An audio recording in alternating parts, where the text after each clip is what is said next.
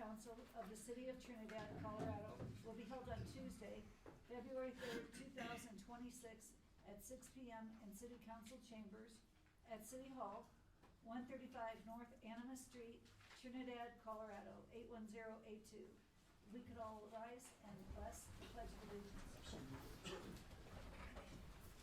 I pledge allegiance to the flag of the United States of America and to the republic for which it stands, one nation, under God, indivisible, with liberty and justice for all.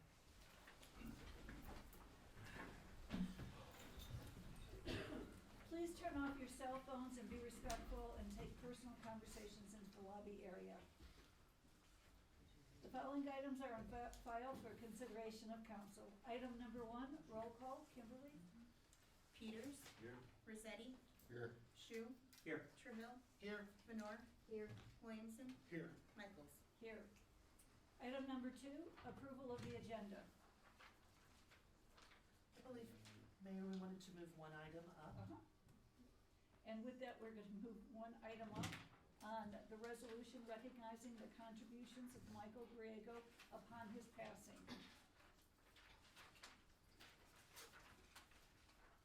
Is everyone okay with that? We need a motion to A approve motion? as amended. So moved. Second. All in favor? Peters. Yes. Rossetti. Yes. Shu. Yes. Trehill. Yes. Venor. Yes. Williamson. Yes. Michaels. Yes. Resolution number 1693, a memorial resolution of the City Council of the City of Trinidad, Colorado, acknowledging the contributions of Michael Griego upon his passing. Whereas Almighty God in his infinite wisdom has seen fit to take Michael Griego from this earthly life, and whereas Michael Griego faithfully served the people of the City of Trinidad as mayor from January 1972 to January 1974, and as a member of the Trinidad City Council from January 1976 to January 1980. And whereas during his lifetime, Michael Griego served this country in the United States Air Force, and thereafter started and raised his family in our community.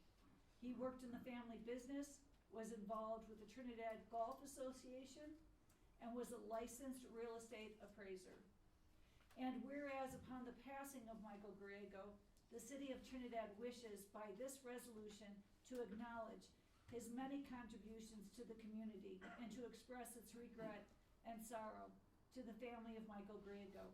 Now therefore, be it resolved by the City Council of the City of Trinidad, Colorado, that the Mayor and City Council do hereby extend their condolences to the family of Michael Griego, and by this resolution, do hereby remember the many outstanding contributions he made to the Trinidad community. Be it further resolved that this resolution shall become a part of the official minutes of the proceedings of the Trinidad City Council, and a copy of the same shall be provided to the family of Michael Griego. Introduced, read, and adopted this third day of February 2026.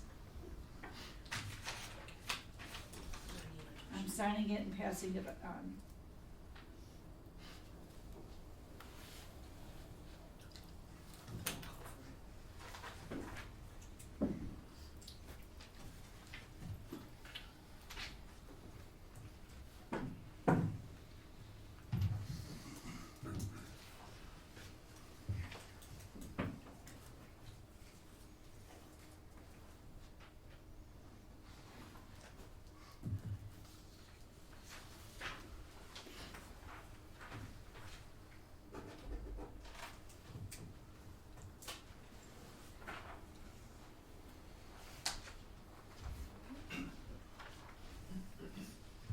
Is there any family members here present?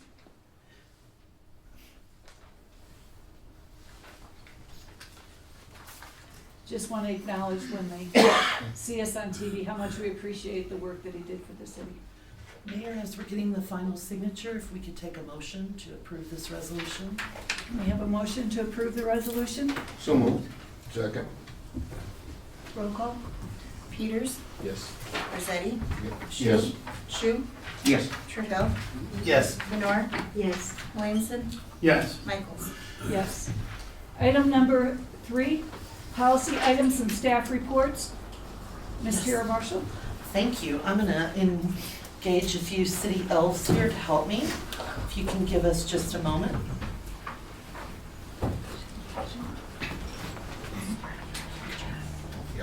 I know, yeah, I'm not very attractive. No comment.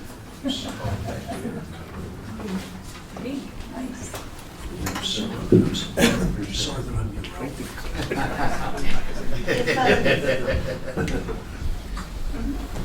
If City Council wants to go ahead and take a look at the items in the bag. This is part of our celebration of 150 years, and we wanted council to be the first to be given some of the items, which we are also going to be passing to staff this week in honor of our 150 years as we kick off this annual celebration. I'll speak more about the event we had on Sunday, February 1st, but in your bag you should find a few items, and we appreciate all of you, and thank you. Thank you. Thank you for your Beautiful. I'll service. wear it with pride. Thank you. Thank you, Mayor, that's what I have for you. Item number 3A, Space to Create. Victor Gutierrez, you're up. Hello. Sorry, I need to get this. Can everybody see the screens? Okay. So this is just to provide a progress and an update on Space to Create rental spaces, related outcomes, highlight key tourism initiatives, including Visit Trinidad website, kiosks, and the 150th art contest, to demonstrate an alignment with city goals and ensure transparency with City Council. So when the event rental dates from 2023 was really low, as you can tell. Our first year for 2023 was 2,050, and slowly moved up from 2024 to 12,000. 2025, we're at 64 events, 40 non-profit, with a total of 22,370 in email rentals. And as of today, we have 31 scheduled and approximately 13,000 in email rentals, and we expect it to grow. Here are some of our upcoming 2026 regional and statewide conferences. In March, we have the pipeline safety training with about 110 attendees. In June, we have the CCI summit with approximately about 400 people, attendees. And then in August, we have the LAC OEdit showcase, which is around 150 attendees. And in September, we have the Colorado Trails Symposium with about 100 attendees.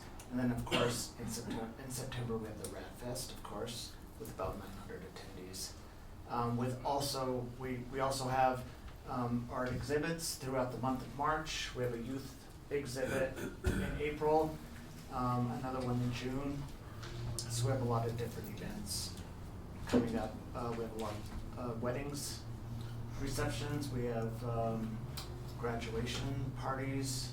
So lots of upcoming things. I don't know if anybody's had a chance to take a look at our new website.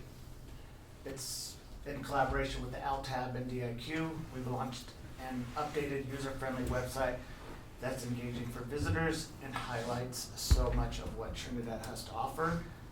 We also have a new AI tool that will pull all of events throughout Trinidad, and it will automatically add it to this calendar. So everybody can go and take a look at this. Also, here are some kiosks that we have. They were kind of outdated and kind of beaten up. I had those fixed and wrapped. So whenever there's an event, we can post these on the kiosks.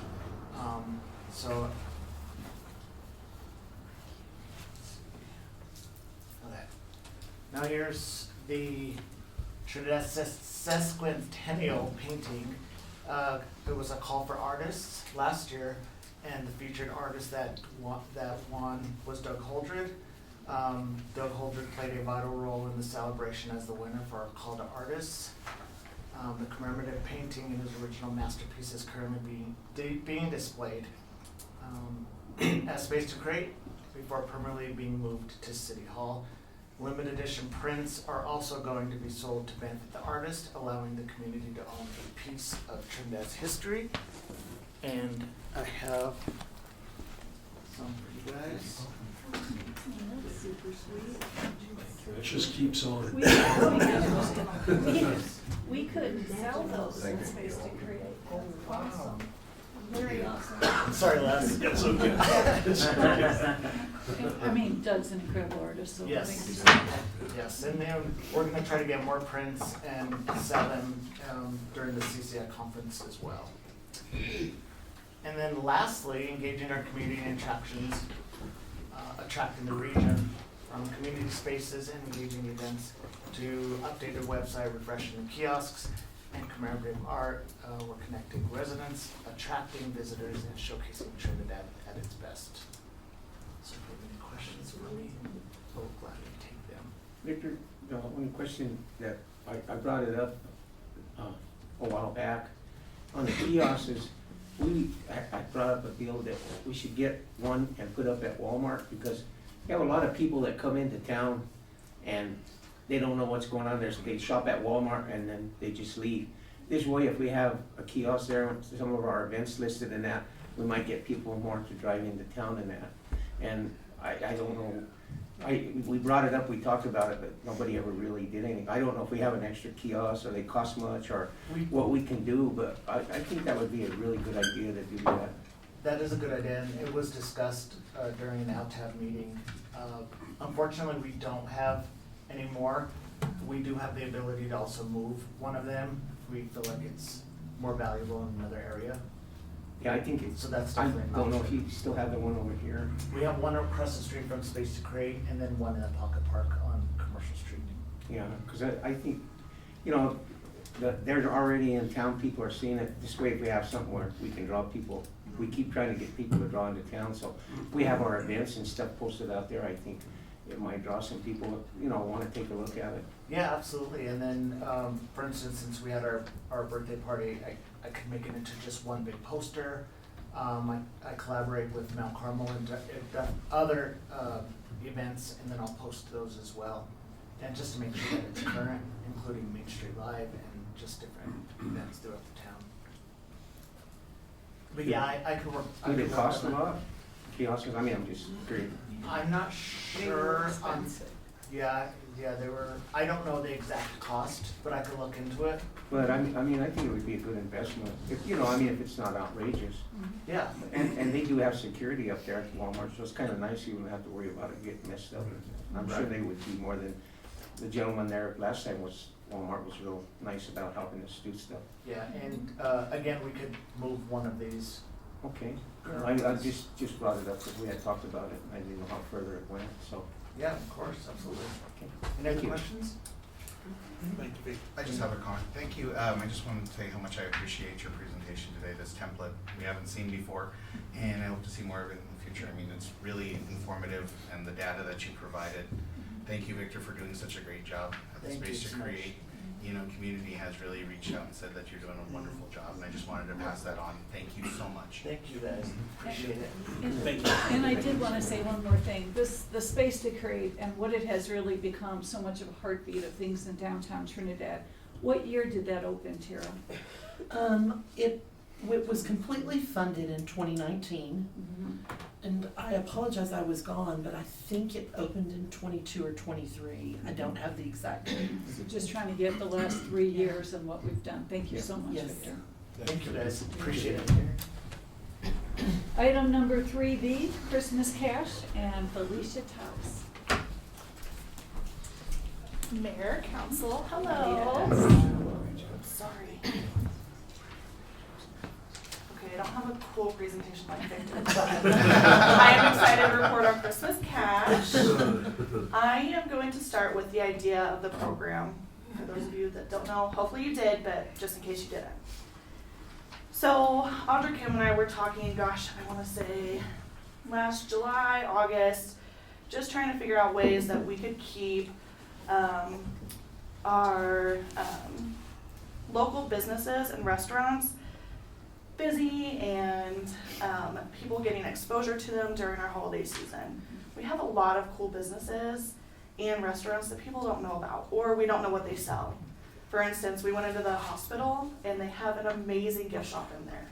Audra bought some Christmas presents at the hospital. They really do. Yeah, and you just don't know.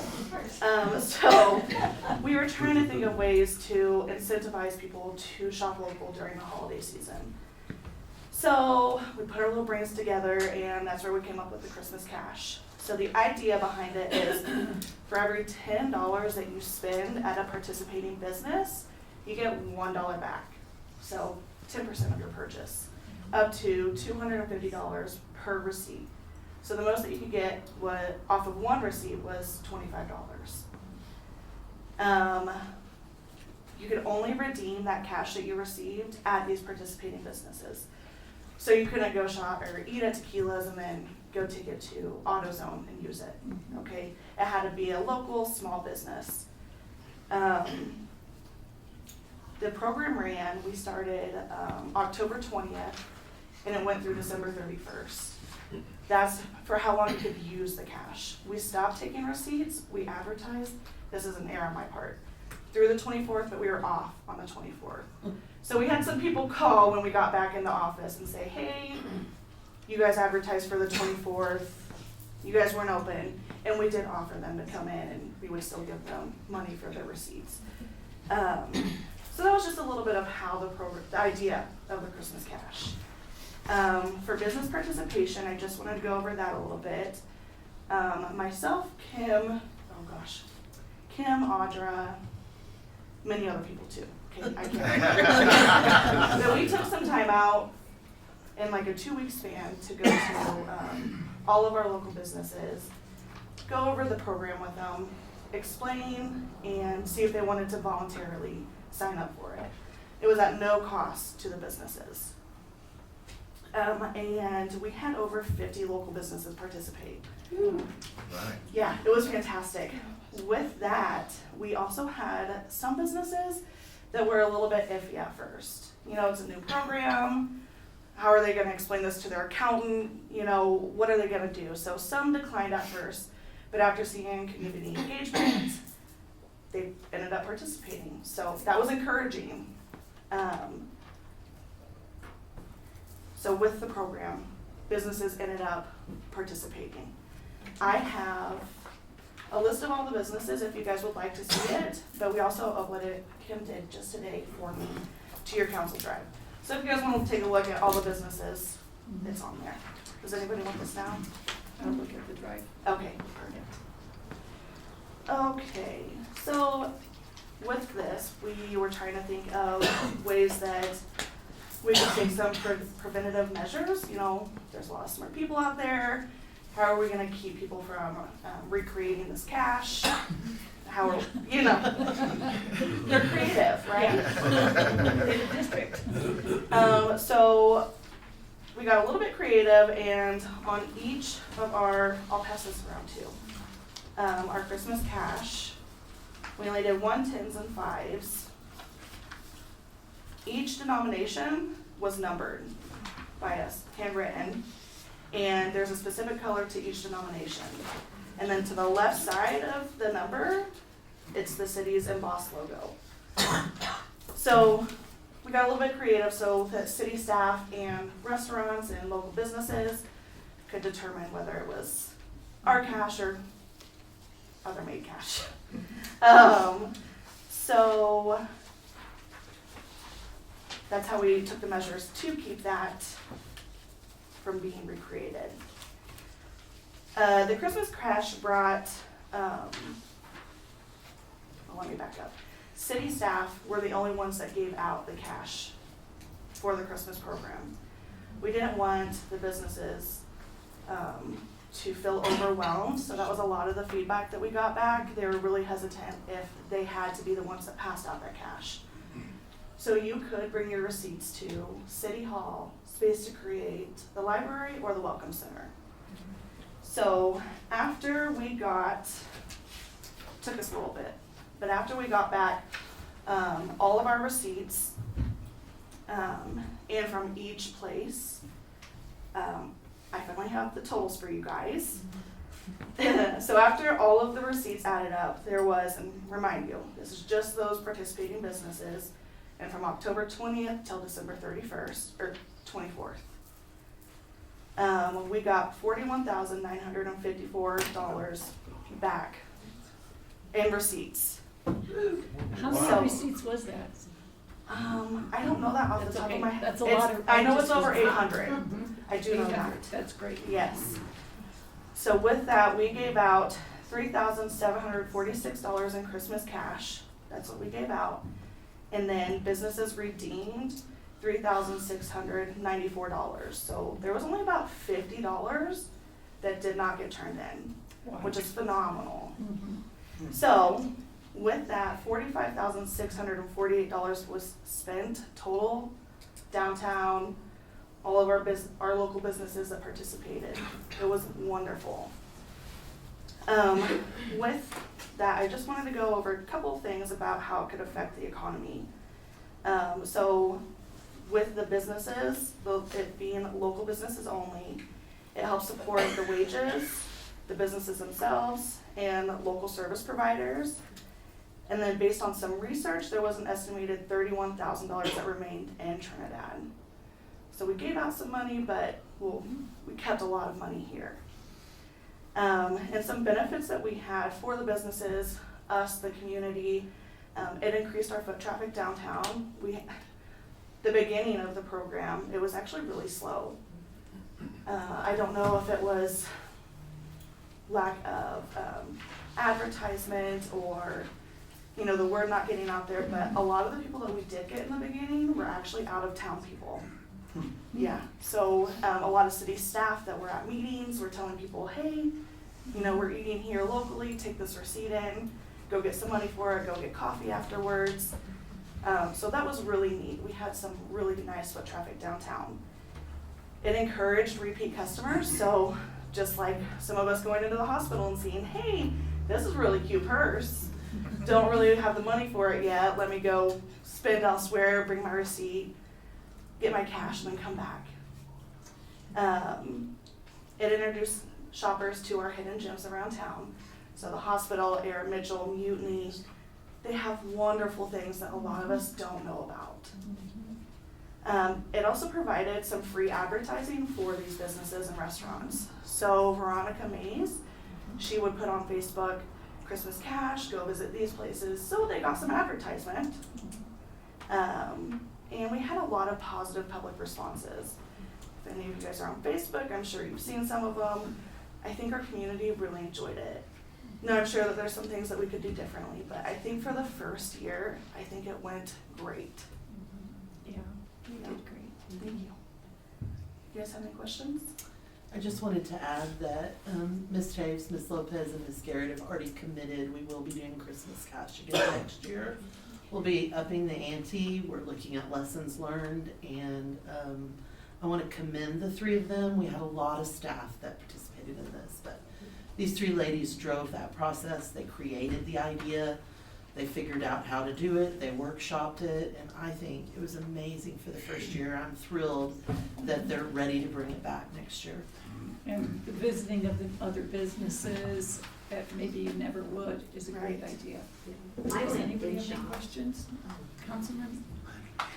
No, thank you. But I think one thing that I want to say is it was interesting to see the transformation of Santa Fe Trail days from one year to the next. You guys did a phenomenal job of identifying, what could be improved, and in really providing such an improved effort the second time. So I'm excited to see what you will do with this, because I think it has a lot of potential to support the downtown business environment in a time that is probably appreciably tough in the middle of the winter. So I'm looking forward to seeing it. Thank you for the work you put in.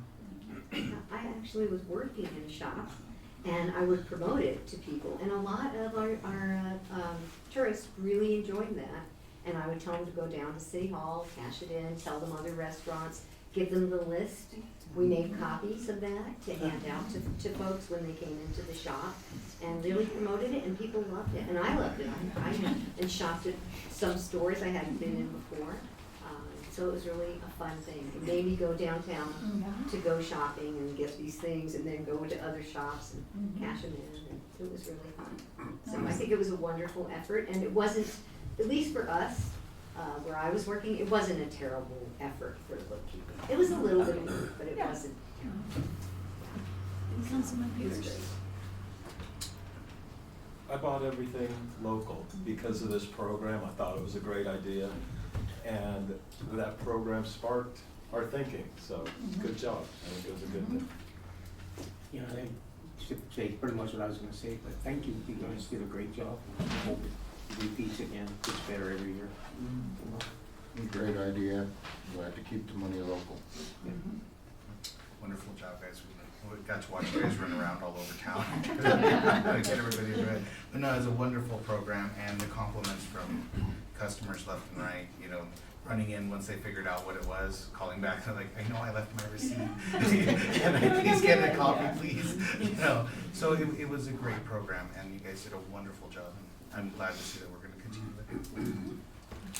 Thank you. Thank you, Felicia. Thank you, Victor. Yeah, thank you ladies too, everybody that was tonight. Item number 4, petitions or communications, oral or written.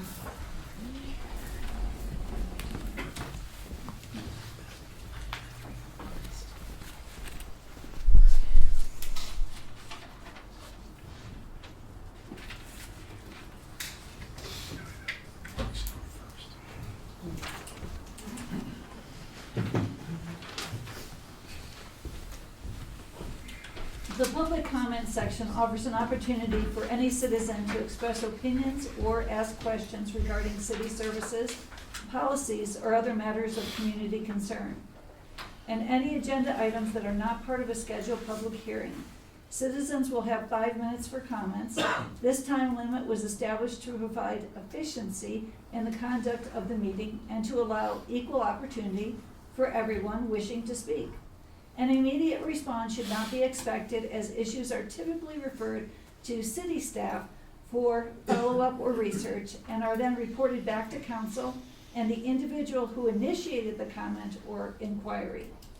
Written materials for presentation to council must be submitted to the city clerk as the speaker approaches the podium. And the first one is Hugh Moore. Hey, you guys, how you doing? Good, how are you? I'm fine, thank you. I was reading this paper, I came in today and got this paper, and I'm wondering what makes you think there's a need for this transport van for animals when we have the dog catcher that has numerous cages for animals to transport. And that was one of my questions. And you should write that. Okay.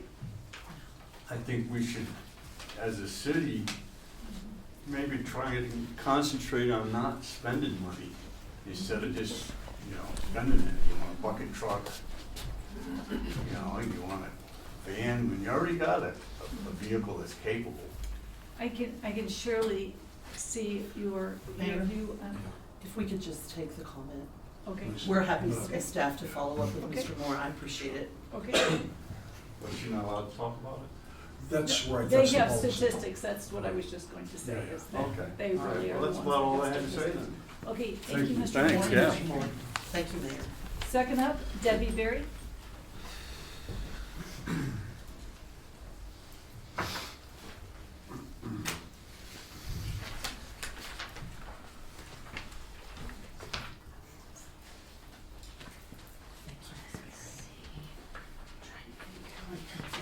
This is for you three, this one's for Les. Okay. And then these are for you guys. Good evening, council, Evening. Madam Mayor.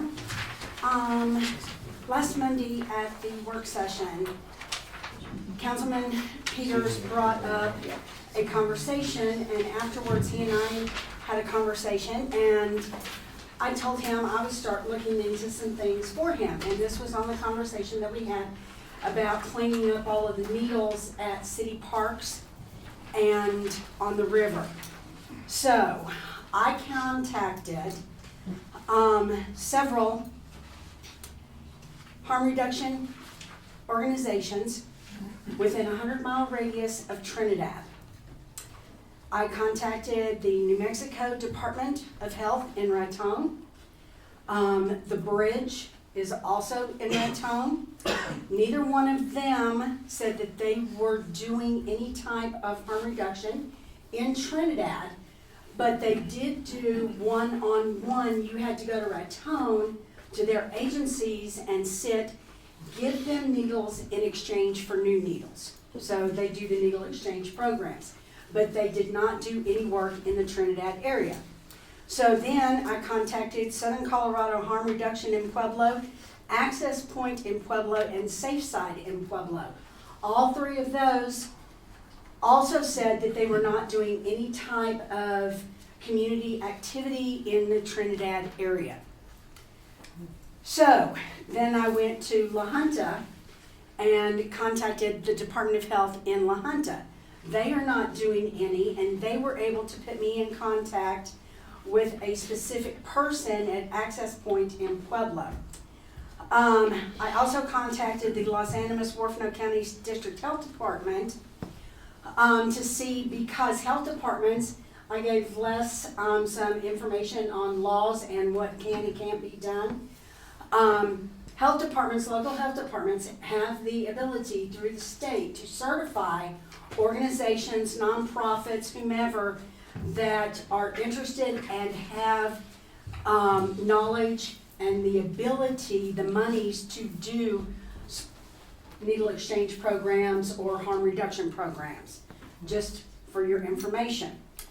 There are specific laws for harm reduction and for needle exchange programs.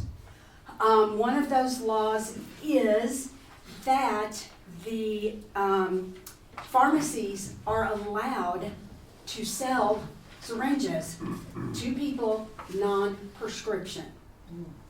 So that means anybody in the city or county can go to any of our pharmacies and buy syringe needles. So then I said, okay, let's see what is transpiring. So I called and spoke with everybody, Walmart, Hometown, and Safeway. Walmart sells their brand in a box of 100 for $12 and change. So anybody from the county or city can walk in there and just buy them. What they do with them afterwards, there's nothing that says they can or cannot do whatever. Same thing with Hometown, but they sell theirs in a 10-pack for $8, or alone, depending on what they purchase. The needles are 50 to 75 cents a piece, depending on the gauge, what it's used for, yada, yada, yada. So then Safeway insulin needles come in a 10-pack, and they charge $6 and change, or a box of 100 for $65. Intramuscular needles are 25 cents each, and also for 25 or 23 gauge, which could be for just, like, doesn't have to be in the muscle to inject it. 1 minute, ma'am. Sorry. 1 minute, okay, that's fine. So local health departments already said that. So I just feel that with this information, a conversation between the city, a representative from the city, a representative from the county, and a representative from the health department could take this information and start a conversation to help us, except for their access point in Pueblo, said that they would be willing to come down because they have funds to clean up once a month needles in our parks, and because they also have containers and they can take it up and dispose it in Pueblo. Thank you, Debbie, so much. I'll be following up, thank you. Ms. Okay. Lombardi. I appreciate that. Sure. Thank you, Debbie. You're welcome. Up, former Mayor Phil Rico.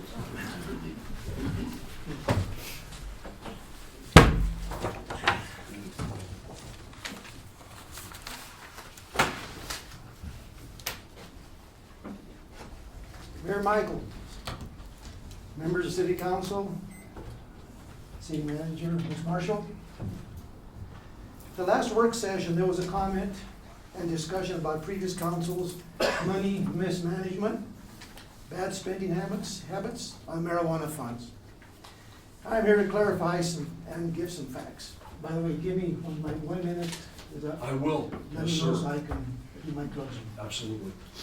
When we began to receive marijuana revenue, funds were allocated according to a resolution of 60% city projects, 30% rainy day fund, 10% to nonprofits. Policy change in 2019 went to 65% city projects, 30% rainy day fund, and 5% for nonprofit was enacted. To begin, I'm going to read off a whole bunch of stuff, okay? $157,000 was given in 2018 fourth quarter to employees as bonuses from the marijuana fund. We also appropriated $500,000 to the city local businesses to keep them afloat during COVID.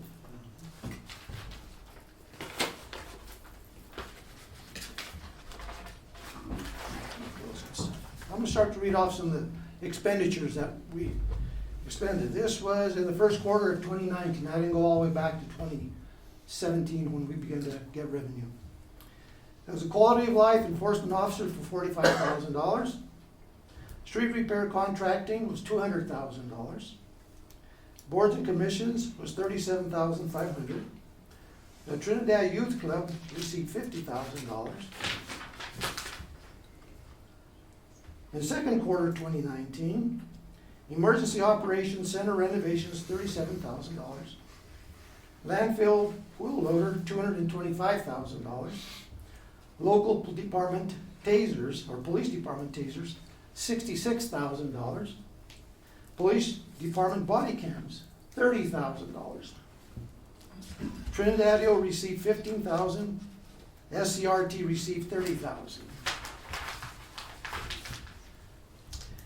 In third quarter 2019, Quid Fire Truck Debt Service, $140,000.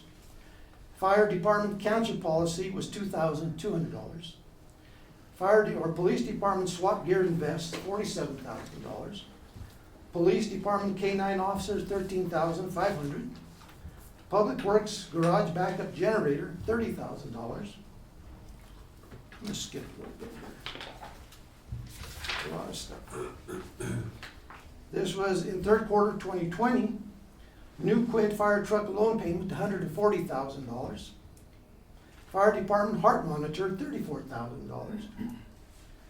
Police True Narcotics Testing Machine, $23,112. There was a general fund subsidy of $300,000. Sick leave accruals liability transfer, and I think that's something for all you guys should look into this. That was $100,000. That's been a problem since they entered the office. City building emergency generators, $45,000. Police, 12 Panasonic Tough Books, $42,500. There was a landfill tire disposal, $25,000. Landfill annual groundwater report, $5,000. Landfill loader hard tires, $15,000. First quarter 2021, Fire Department brush truck 2930 pump replacement, $10,500. 1 minute. ADO replacements, $25,000. There's a whole bunch more, but I'm going to close with some stuff here now. Wish I had more time. In closing, all potential expenditures were asked from all departments, vetted and appropriated by council every quarter by resolution and priority as to their needs, such as new equipment and to replenish old and outdated equipment so employees could do their job safely and efficiently. We did not arbitrarily give out money. In all facets, we allocated funds to keep the city on a good financial basis. When COVID began, we asked staff to trim costs, and they acted accordingly. The insinuation that marijuana funding could have helped with keeping utility costs down for businesses and residents is not correct, because marijuana funds were used for one-time projects and matching funds, not ongoing costs. Utility costs have risen dramatically over the past years, and the only way to keep fiscal solvency and to not have layoffs is to raise rates. I don't like increases either, but the cost of labor, sharp increases for all insurance, medical, liability, workman's comp, property, and all fit into the past and current issue. Salaries for all utility departments employees are derived from self-utility funding. All other departments are not self-funding and are dependent on taxes and transfers from utility department and other sources. Raises were difficult to approve due to the shortfall in revenue from all funding sources. If you want, get the names of the businesses that received some of the $500,000 and ask them if what they received from the city was mismanaged funding. One thing you need to remember is that staff are the experts in their particular departments. You will soon learn this. If you like, you mismanage money, get an outside auditor to audit the disbursements from inception. Mayor, that was time. Okay, I got about 4 or 5 lines to go. That's it. Okay, all right. Before you start accusing, I recommend you get your facts straight.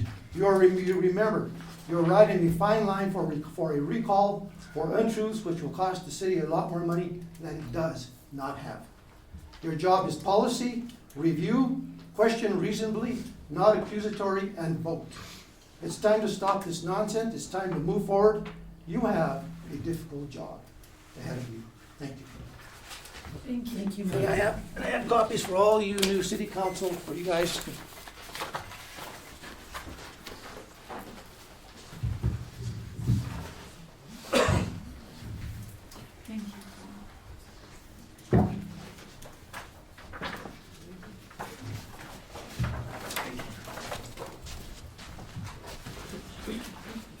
Can you please make sure that staff gets one of those? Yes, We'll make a copy for the record. Thank you. Please, thank you. thank you. Thank you. Next up, Kip and Potts Brown.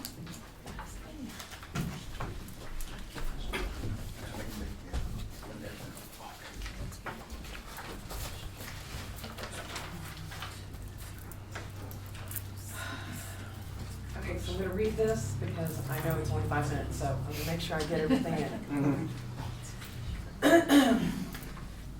Okay, good evening, Mayor Michael, city manager, and staff, council and staff. I'm Kip Potts Brown. I'm a business owner. I'm also a local holistic practitioner and also a local. And I'm here to share a vision for branding our city as the premier wellness destination of Southern Colorado, anchored by what I'm here to talk to you about, which is the Trinidad Wellness Festival, which I'm intending to schedule for April 17th through 19th of this year. The Trinidad Wellness Festival is more than just an event, it's the launch pad for a new identity for Trinidad. By packaging our world-class gravel biking, hiking trails, and our untouched night skies under the banner of the Trinidad Wellness Festival, we're building a sustainable tourism brand that belongs to our entire community, like the whole town. The heart of this event is planned to take place in the space to create. It'll be festival headquarters. This landmark serves as a hub for practitioners and our holistic providers, the healers and specialists who don't have a permanent storefront. This will give them a professional stage. There's also the lifeblood of the Trinidad Wellness Festival, which is our local small businesses. Every participating Trinidad shop and restaurant will offer a wellness special, ensuring that healthy habits flow directly into our existing storefront. We want the Trinidad Wellness Festival to drive revenue directly into the hands of our local merchants. How are we going to do this? There's a connectivity piece. I'm intending to employ our trolley. The trolley will move people through the ecosystem that we're creating and will connect downtown to the golf course, to the Trinidad State College, to the parks, and the space to create. There'll also be a festival passport, which will be somewhat similar to what they did for the summer program this year. We will gamify the route through the passport, and attendees earn stamps. The local businesses providing the city with tangible data on the economic engagement generated, as well as it provides a neat little activity for everyone to do. You win a little prize and you have a little souvenir to go home and show and tell everybody about Trinidad. let's see, sorry guys, I got lost. Funding and logistics. So the Trinidad Wellness Festival is a professionally managed project with a diversified funding strategy. I'm currently raising funds through community and tourism grants, and our budget will continue to grow through sponsorships, booth sales, and 5K registrations. And I'm also in talks with, I'm not saying it's happened yet, in talks with Phil Long about partnering with us on this. So now here's why I'm here. I'm looking for you guys, for your expertise, for your guidance on a few areas. Traffic flow. We're talking about doing a 5K to get the kids involved. And the trolley stop. So I would need to kind of work with someone on how we can figure all that out. Compliance. Navigating the roadmap for citywide permitting and insurance. I have no idea what all that is. And visibility. Using city banner locations to promote the Trinidad Wellness Festival in businesses. In closing, Trinidad has the soul to train the professional talent and the businesses to lead Southern Colorado in the wellness industry. By centering our practitioners at Space to Create and our businesses on Main Street, as well as working in all these other pieces. I'm talking about doing excursions, working with the college on, promoting the nursing, the makerspace, the salon. I mean, there's all kinds of pieces, as well as the golf course. Anyway, and our business in Main Street, the Trinidad Wellness Festival creates a structured, professional spotlight on our town, and I will follow up with the city clerk to begin the formal process, and I welcome your feedback. Thank you guys. Thank you so much. Thank you. We'll be following up with you. And here's just one of those if y'all just need Oh, the reference. Thank you. Thank you. Mike Yocum. I know no one has any idea why I'm here, right? Tara, I think this is mostly for you. Good to see you. Good to see you. You can confirm this for me. I heard through the grapevine that on January the 6th meeting, you projected the electricity to go in on the courts on the 21st. It was the 26th. And 26th, okay. I'll follow up with you. We don't generally answer No, questions. I know. Thank you. The whole reason I'm here is it's been unseasonably warm, as everybody knows. I saw a grasshopper today. I know you're all interested in that. If it had not been for it being warm, people wouldn't be antsy about all those courts sitting out there not being able to be played on. So we just want to be kept in the loop. And that was the last loop we heard, was that in addition to it being warm, I would think it would facilitate digging and pouring concrete and things of that nature. That was it. Thanks for your time. Appreciate it. Thanks. Thank you. Thank you very much. Item number 5, council reports. Councilman Williamson, would you like to start? Mayor, I have no report at this time. I have no report this week. Can I Councilman go last? Peters? May I go last? Okay. I have none at this time either. Councilman Rosati? Just a couple things. First of all, I attended the birthday party Sunday. It was fabulous. Everyone involved in getting it together did a great job. I just wanted to thank everybody and say it was a great party. Second deal is, I had a few calls, well, not a few, I had 3 calls from businesses this week. They're just typical. Said one week we get a letter in the mail that our utility rates are going up. Next week we get a letter in the mail asking for donations for Santa Fe Trail Day. So just wanted to pass that on. And third, Ms. Marshall, if you could check on the restrooms at Southside Park, that job was supposed to be done in 60 days. College softball starts this Saturday, and it's pretty bad image on the city that players have to use porta potties and spectators. Right. So if you could check on that for me, I will. please. Thank you. Councilman Trejo? Yes, ma'am. Thank you very much. On the 29th, Ms. Marshall and myself attended the South Central Transportational Region Planning Commission meeting.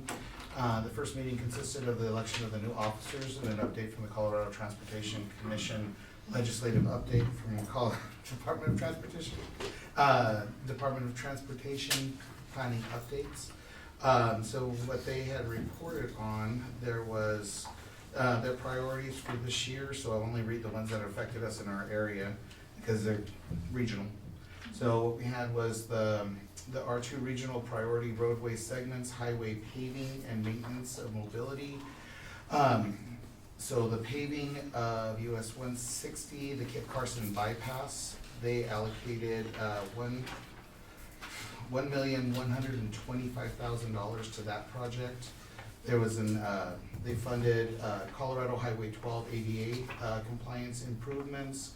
There was also a funding and that was for $1 million. They allocated $5 million for I-25 Raton Pass wildlife safety improvements. Also, there was a discussion, update on local was also the Colorado Highway 12 widening project. That was $4 million. It's in construction right now. That is going to add a passing lane. I-25 south of Trinidad surface treatment. That one there is in construction for $22 million. I-25 north of Trinidad surface treatment is under construction. That's another $25 million project. Colorado 12 ADA improvement is in design phases, which that is costing $2.5 million. I-25A exit 14 southbound ramp improvements. That's in the 10-year plan with the ramp realignment. That is in design. So there's an update on that one because that affects us completely.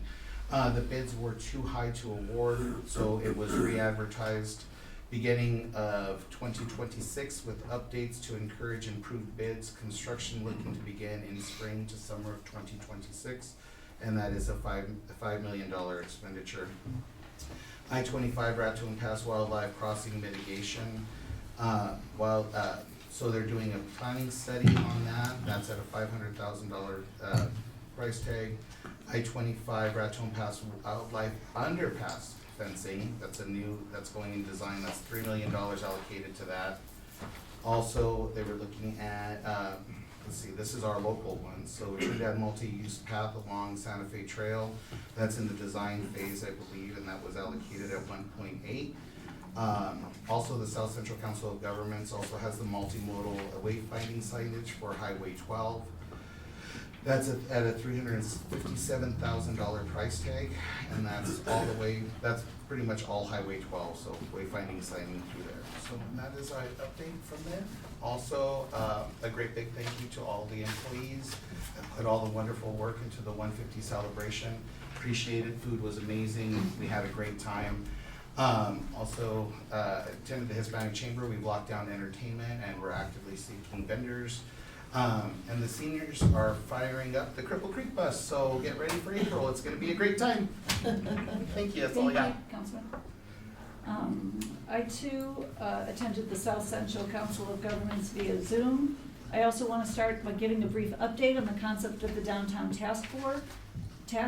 I'm aware that there has been some concern over the pushing forward before fully vetting it with everyone, but I want to know that everybody know that I'm currently routing the framework and structure through our city manager and has always done that, and then sending it on to our city attorney. We all know that groups like this have started before, but I'm doing my best to respect that history, and my goal is to do the best that I always can for downtown Trinidad. I know I cannot do this by myself. I need all those wonderful people that are jumping on, cheerleading it on. I also attended the Saturday performance of Steel Magnolias with Main Street Live. It was fabulous. The Hot Dish event I attended downtown, which were both also well attended and just showed how vibrant and lovely our downtown area it is.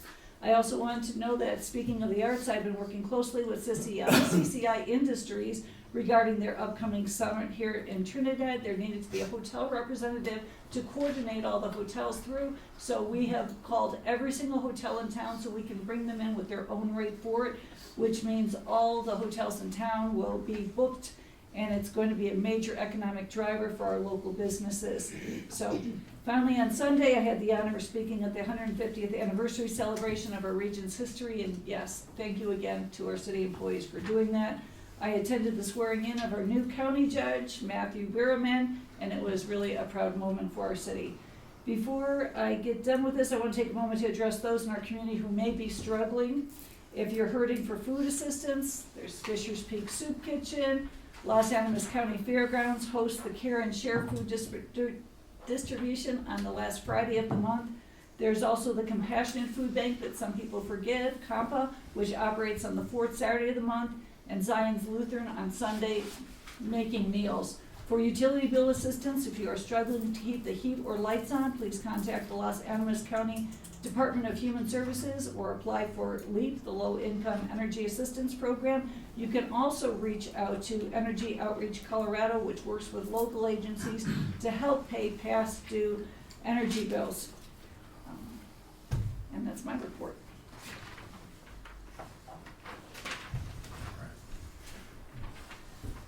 Item number 6. Oops, sorry. Oh, sorry, Tim. Oh, yeah, you were left. All right, you guys, I just got to tell you a story. Saturday the 24th, a week ago, I was coming home from work about 3 o'clock. Zach, if you can put those pictures up on your feed, that's cool. I'm sorry, I've asked that those pictures not be broadcast. Okay. This, I apologize. It's all right. Okay, but you go ahead, I'll explain myself later. Okay. Thank you. So I'm coming home from work, and it was that real cold day before the Bronco game, and I decided I'm gonna roll by the park and see what Chimino's looking like. So I turn on Modica and I go over right to that corner at International Bank, and there was nobody out. It was dead out. But there was 3 police cars sitting right in front of International Bank.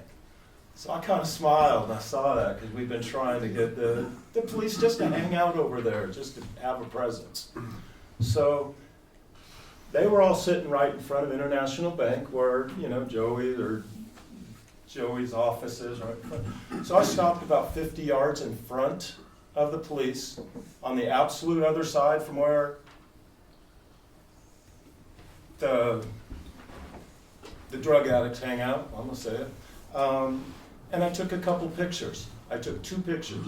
I took one in the road of the 3 cops, and you could see the other guys in the background, okay? Then I didn't like that angle, so I moved over and I took another picture, and I kind of looking down at my phone and saying, I like that angle. In the meantime, I didn't notice at the time, one of these guys from their corner was making a beeline right towards me.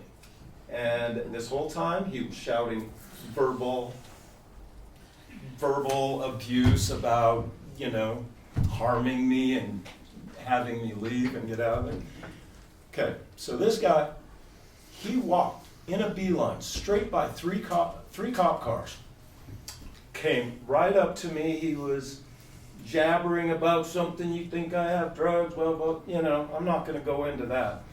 But he came 70 yards and he got right in my face and is telling me to get in my car and leave. The police get out, start talking to him, and they know this guy. I think Miss Marshall called him a frequent flyer. So anyway, the cops we all diffused the situation. I just backed off. I was just on my way home from work. The cops were very nice. Everybody was very nice. So going home, I was obviously my heart was rushing. I was a little jacked up, and was trying to figure out what to do. So I ended up filing a complaint because I didn't really think it was going to go anywhere, but I didn't want someone else getting hurt and then go, oh, I should have filed that complaint. So yeah, like the next day, I filed the complaint, and nobody said this out loud, but they said, Mr. Peters, this isn't going anywhere. We've written this guy so many tickets, whatever, that there's not much we can do. So I was like, all right. But now, what if this incident happens to a tourist? Some girls, some females down there, okay? I was really shocked, and I got the feeling that the police are not going to save us. We are on our own. If we're going to take and make a change at this park, at our city, it's gonna be up to the citizens. I believe that the police are gonna help, I believe every agency is gonna help, but you guys, I believe it's coming down to the citizens. So, that's it, thanks. Item number 6, consent agenda approval.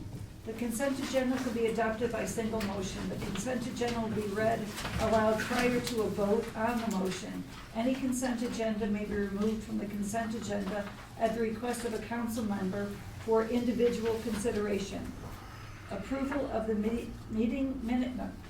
approval of the meeting minutes of January 20, 2026.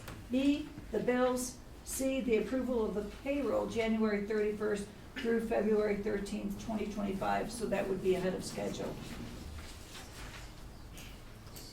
I need a motion. So moved. Second. Peters, Yes? Rosetti, Yes. Shu, Yes. Trail, I'm just sorry. Can I get the amount of the bills Yes, for the record? I apologize. that's okay. We have the amount of the bills right there.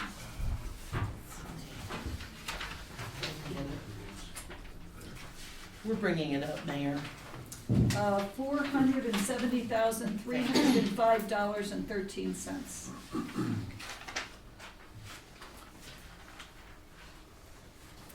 Bernard, Yes. Williamson, Yes. and Michaels. Yes. Did you capture a treehouse vote? So just for the record, and I apologize for, I think we have the wrong information. Do We have the wrong information? Hold on. This is payroll. I apologize. Just so the record's right. Well, go ahead, you've got the right amount, just say the right amount, and we'll go ahead and approve it. Okay, the total total is $1,965,308.12.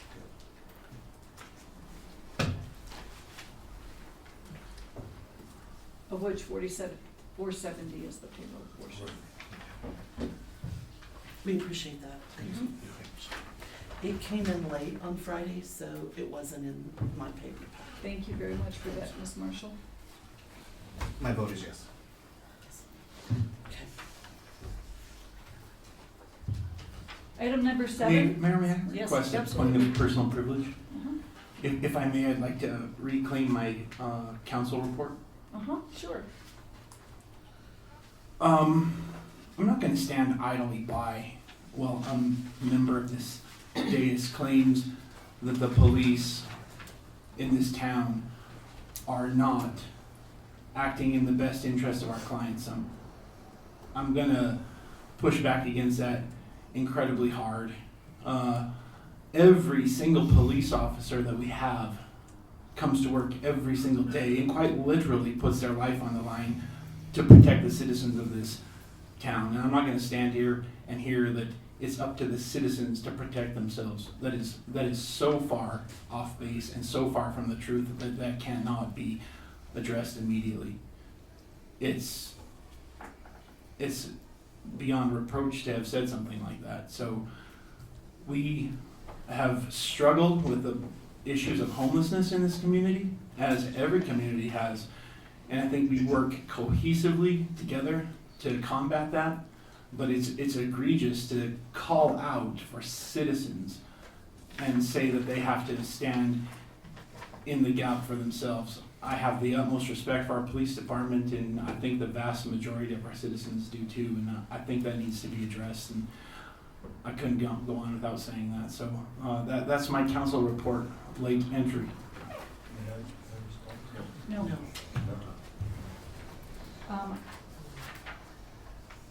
Item number 7, public hearings. None. Item number 8, miscellaneous business. Considerations of appointments to the Urban Forestry Board.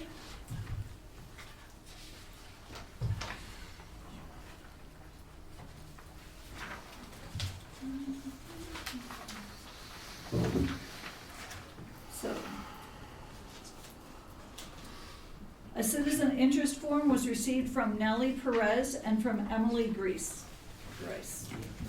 I'd like to make a motion to nominate Nellie Perez and Emily Grease to the Urban Forestry Board. I'll second. Call? Peters, Yes. Rossetti, Yes. Shu, Yes. Trahell, Yes. Lenore, Yes. Williamson, Yes. Michaels. Yes. Consideration of appointment to the Library Advisory Board with Patty Fink for appointment and from Janet Clark for reappointment. I make a motion that both of them are appointed and reappointed for library board. Do we have a second? A second? Mayor, there's only one Yeah. vacancy. There's Yeah, one I- vacancy. Thank you, Ms. Yeah. Terry. Oh, okay, I wasn't sure how you. Yep, for Well, Patty but Fink. she's getting reinstated, that there's 2 vacancies, isn't there? 'Cause she just. It was received by Patty Fink for appointment and from Janet Clark for reappointment. But she's on the board already, so She's up. she's not losing a seat, is she? Councilmember Shu, her term has expired and she's asking for reappointment. There's only one seat, so it will Okay. need to be either Ms. Fink or Okay. Yes, I make a motion. that- Ms. Clark. Janet Clark. Thank you. Oh, okay, for reappointment. Yeah. Janet Clark. I'll second. Call? Sorry. It's okay, Kim. Peters, Yes. Rossetti, Yes. Shu, Yes. Trahell, Yes. Lenore, Yes. Williamson. Abstain? Mayor, we'll follow up with Ms. Fink and suggest another board. We'd love to have her. Yeah, serve. thank you so We much will for do that. And Thank you. Michaels. Sorry. Yes. Okay, thank you.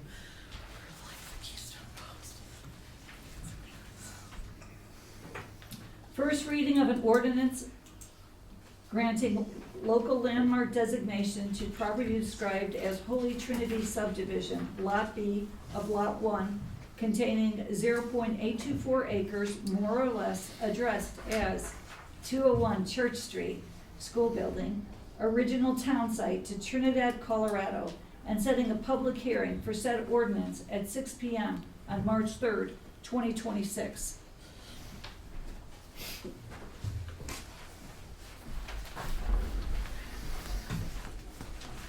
Mayor, Council. So this is a landmark application for the Holy Trinity School. And I know a lot of you are well familiar with the landmarking, but they're good. They're good. It's a good tool for both the private sector and the city. It protects the building, protects the character of our downtown. You know, we obviously have a historic district in our downtown corridor. So this is a good tool between the applicant and the city to protect the buildings, protect our, like I said, our downtown corridor. It also gives the buildings and the property owners access to incentives through tax reduction, low interest loans, and historic tax credits. It's also a really nice gesture when you have a big, beautiful building and you can landmark it, and it makes it more difficult to alter in the future. So there's a few extra steps that have to go through the city prior to having it altered. So that's kind of the backstory on landmarking. Obviously, the school building is in progress to be remodeled, rehabilitated on the inside for apartment complex. But as far as the outside character of it, it's going to remain. And any changes has to get approved through the HPC, that's Historic Preservation Commission. So with this, they did have a COA, the Certificate of Appropriateness, that HPC approved as well. So there are some modifications to the building, which have been approved through the HPC. So they kind of cleared both the steps there through the HPC. And like I said, the HPC approved it in February. They review these applications, and their recommendation was to approve it for the landmarking. That's all I have. The applicant's here if you have any questions. I'm here if you have any questions as well. Is there a way that we can leverage the designation and upcoming marketing materials for Trinidad by having those designations in place? Yeah, definitely. The city's we're very proud of we have a lot of landmark buildings throughout town, and very proud of them. The HPC does a good job of doing events. They typically do them sometimes similar times as other events, that way they could piggyback off of them. I believe this year it's kind of a standalone event, but yeah, they really recognize these local landmark buildings. Does anybody else on city council have any questions for? Okay, just thank you very so much. We need somebody to introduce Mayor. I'll introduce it. Thank you, Mr. Sheik. And a motion? All motion. Second. Peters, Yes. Rossetti, Yes. Shu, Yes. Trahell, Yes. Benoit, Yes. Williamson, Yes. Michaels. Yes. Thank you. First reading of an ordinance granting local landmark designation to the property described as TNR Block 21 LTS 345 Fire Station on 1102 Nevada, and setting a public hearing for said ordinance at 6 p.m. on March 3rd, 2026. So this is actually the city-owned property. This is fire station number 2, over there off of Nevada. That building was constructed in 1920 for a firehouse, so it remains in that use for over 100 years, which is really impressive. And like I said, it's just a really nice gesture to have a building like that be, landmarked like that and that way any changes have to be approved through the city. Obviously, it's our own building, so we take those very seriously. But yeah, like I said, very nice gesture to get this one landmarked as well. It's been on the list for a long time to get this thing landmarked. Thank you. Any other questions? No, I'm just glad it's gonna be warm and landmarked, right? Yeah. So, Mayor, if we could Is the fire introduce, chief in here? if he Yeah. is, but if we could introduce and then do a first motion and a second, then we'll have discussion. Okay. Thank you. If Frank wanted to talk. No, about we can go ahead, I mean, just. We will for discussion if we could get an Oh, introduction, Yeah, please. no problem. I'll introduce. Oh, I'll make the motion. so moved. Second. There. Now discussion, Mayor. We're happy to Now bring Chief discussion. Backrack forward. No, I was just gonna tease him a little bit. Okay. That's acceptable. Yes. Yeah. Yes. Tell us, Backrack. Good evening, Mayor, council members. No, question. Yes, sir. You added a section on there, does that have any interference with what we're doing here? It does not. I mean, I'm think just the curious. landmark is just on the main building, right, not on our bay. And do I get to be landmarked on that because I was You there can. about that? We'll write your name. We'll pour a little piece of concrete for you. Okay, that's what I needed to find out. Okay, thank you. I just was curious about, we added a section on there, so. Oh, that was added in 2001. Right. Yeah. Okay. Any other questions? Okay, thank you. thank you. Chief. Call the vote. Peters, Yes. Rossetti, Yes. Shu, Yes. Trahell, Yes. Benoit, Yes. Williamson, Yes. Michaels. Yes. Under miscellaneous business E, consideration of the purchase of new bucket truck for power and light.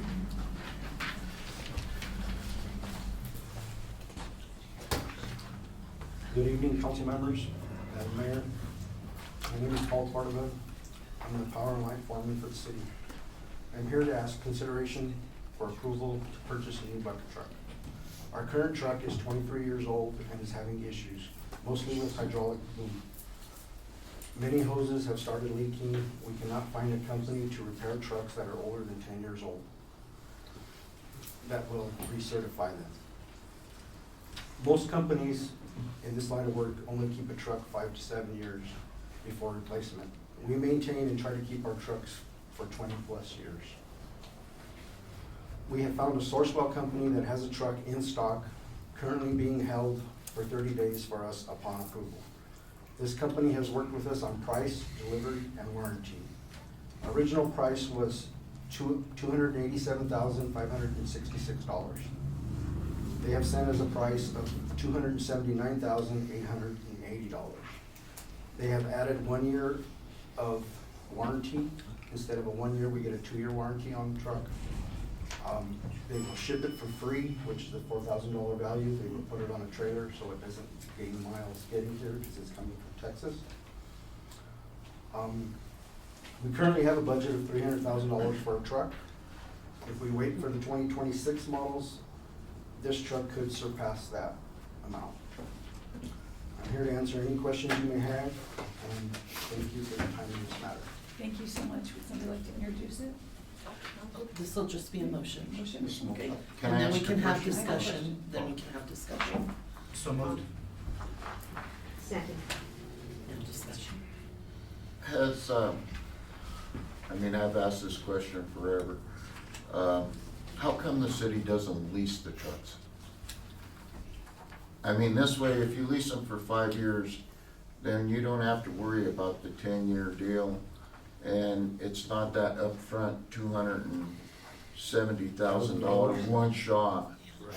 You can budget a little less every year and have a new truck every 5 years. I'm happy to answer that. Sure.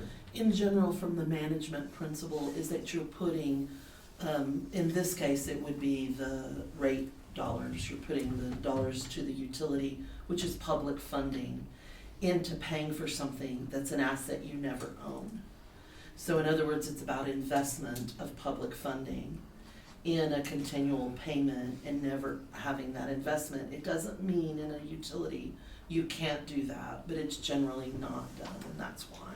It's a management principle. It doesn't mean it can't happen. Yeah, I just thought it'd be, I don't know, I mean, I dealt with this all the time. If you could roll them over every 5 years. And when you lease it, you can lease to own also, but when you lease a vehicle, if it goes down, the company's liable to fix it also. It depends on the lease, that's Yeah. for sure. Yeah, And the interest then becomes something you're paying in public funding without having an asset. It's certainly something we can look at. I mean, It's that's just not for- something we've done. Something for the future, it's just, Sure. I just think it'd be easier to just roll them over every 5 years, then you don't have to worry about. One thing though, you're gonna have a constant payment forever too. I mean, I don't know I- how it would, Yeah, that's what Come out. I'm at, if that Right. constant payment for the 5 years is gonna equal up to $270,000.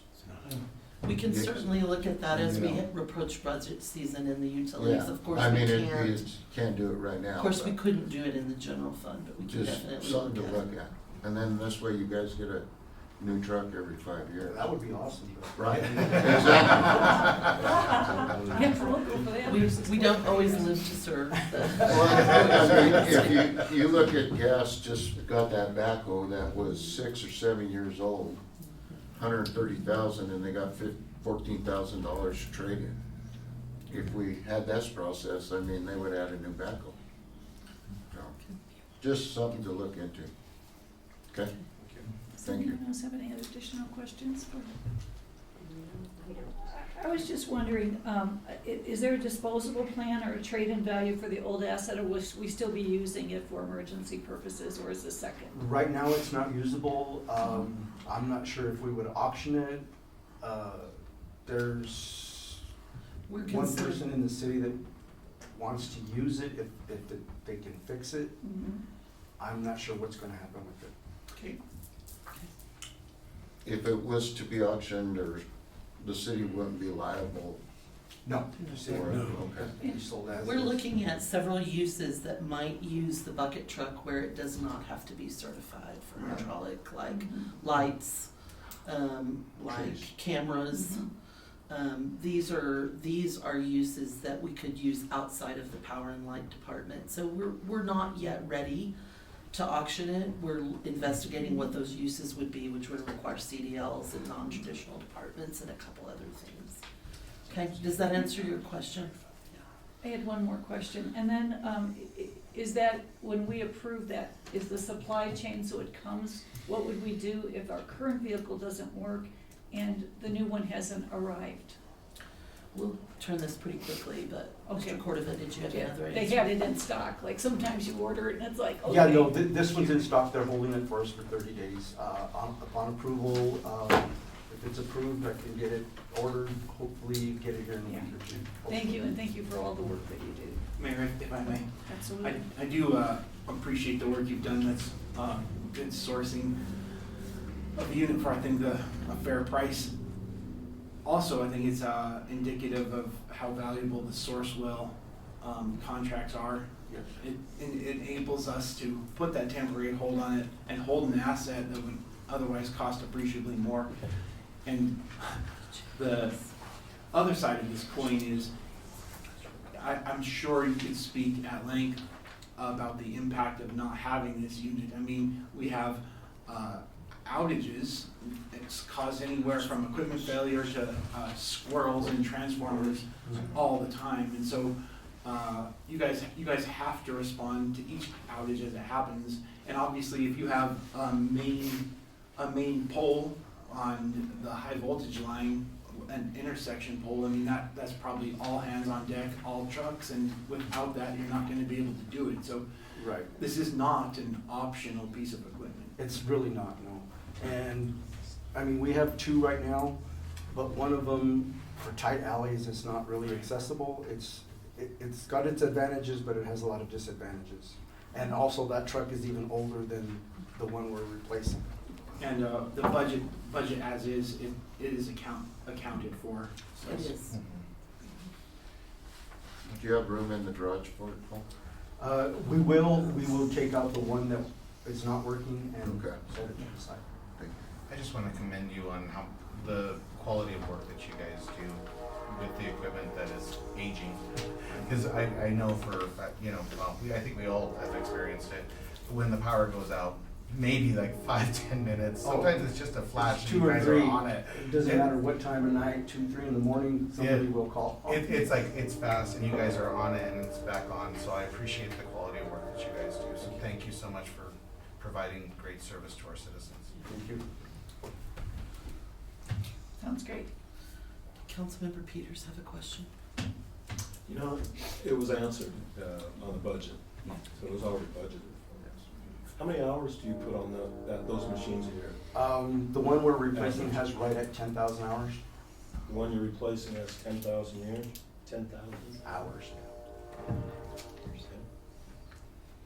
Is this an everyday one or? Every day. This truck has been used every day since the day we have received it. Okay.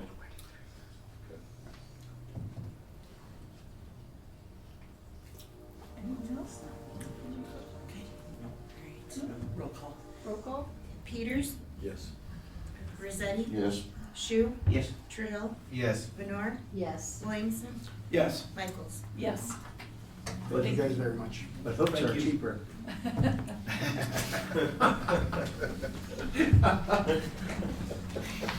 Okay, miscellaneous business, number F. Resolution authorizing submission of an EIAF grant application to DOLA for a comprehensive plan update. Did we miss one? Oh, no, it's good. Sorry.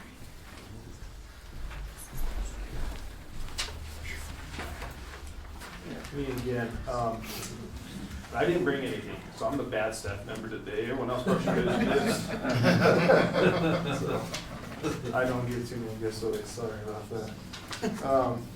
So yeah, this is a resolution for authorizing the staff to submit an EIF, that's a Energy Mineral Impact Assistance Fund grant to DOLA. This is for a comprehensive plan update. So the comprehensive plan is it's a guiding document for our city. It's definitely a guiding document from the Development Services team as well as Planning Commission. And it's a document that helps guide our city in a lot of things. It guides us in terms of economic development, protection of the historic district, housing, and then there's some other state statute stuff that we have to include in our comprehensive plan. But it is a document that we use when we do like annexations and things like that we've done in the past. The staff refers back to this document, a comprehensive plan, to make sure we're fitting within our boundaries. So in this new comprehensive plan, the one that's currently adopted was adopted in 2017. So it's aging. Our town has changed in the last 9 years, I'd say so. Especially we've made great strides in housing as well as some recent successes in economic development. So it is a great time to reevaluate our comprehensive plan, meet some of the new state statutes that we're currently missing in our plan. So staff is looking to work with DOLA Department of Local Affairs, who's a big partner of ours, to apply for an EIF grants, a tier 1 grants. I put in there 180 to 200,000. We had a meeting with DOLA earlier. That number will probably actually be closer to 150. And the reason for that being is some of our other funding I mentioned with bottom accounts communication, like the CHAFA and the LPC grant program. We might have to kind of phase this a little bit, or maybe we do exclusively housing, that we could use that LPC grant funding as well as the CHAFA funding, and then as well as for the bulk for this tier 1 DOLA EIF grant, we'll do the rest of this, the comprehensive plan. So that's going to focus on the economic development, the water, which is a big thing that the state's hitting right now, making sure your water, you're prepared to have enough water for your citizens, which we're very fortunate in that respect. But that's what this is for. There's a 50% match. Currently budgeted, we have 100,000. Like I said, that number will get scaled back to about 150. So we'll continue to look for other resources to fill that gap. And then the good thing about comprehensive planning, which if we move forward with this, is you guys get a big say in this. Planning Commission gets a big say. There's a lot of public input, so there's a lot of public meetings. Because like I said, it's a kind of a guiding document for how our city operates, especially in development services realm. That's all I have. I'm here to answer questions. A resolution? Mayor, we'll do a motion in a second and then have discussion. Make a motion to take care of that. Second. Call, Kimberly? Discussion. Oh, discussion, okay. Anybody else go first? Councilman? No, I have no questions. How much did you say it was for, Nick? We're going to scale back. I think the total's going to be 300,000, I believe. We're going to scale back to, so that'd be 150 ask and then 150 match. 100 of which is already budgeted, and then the other 50 we'll have to look for some alternate funding sources, and or we can even scale back the project a little bit more.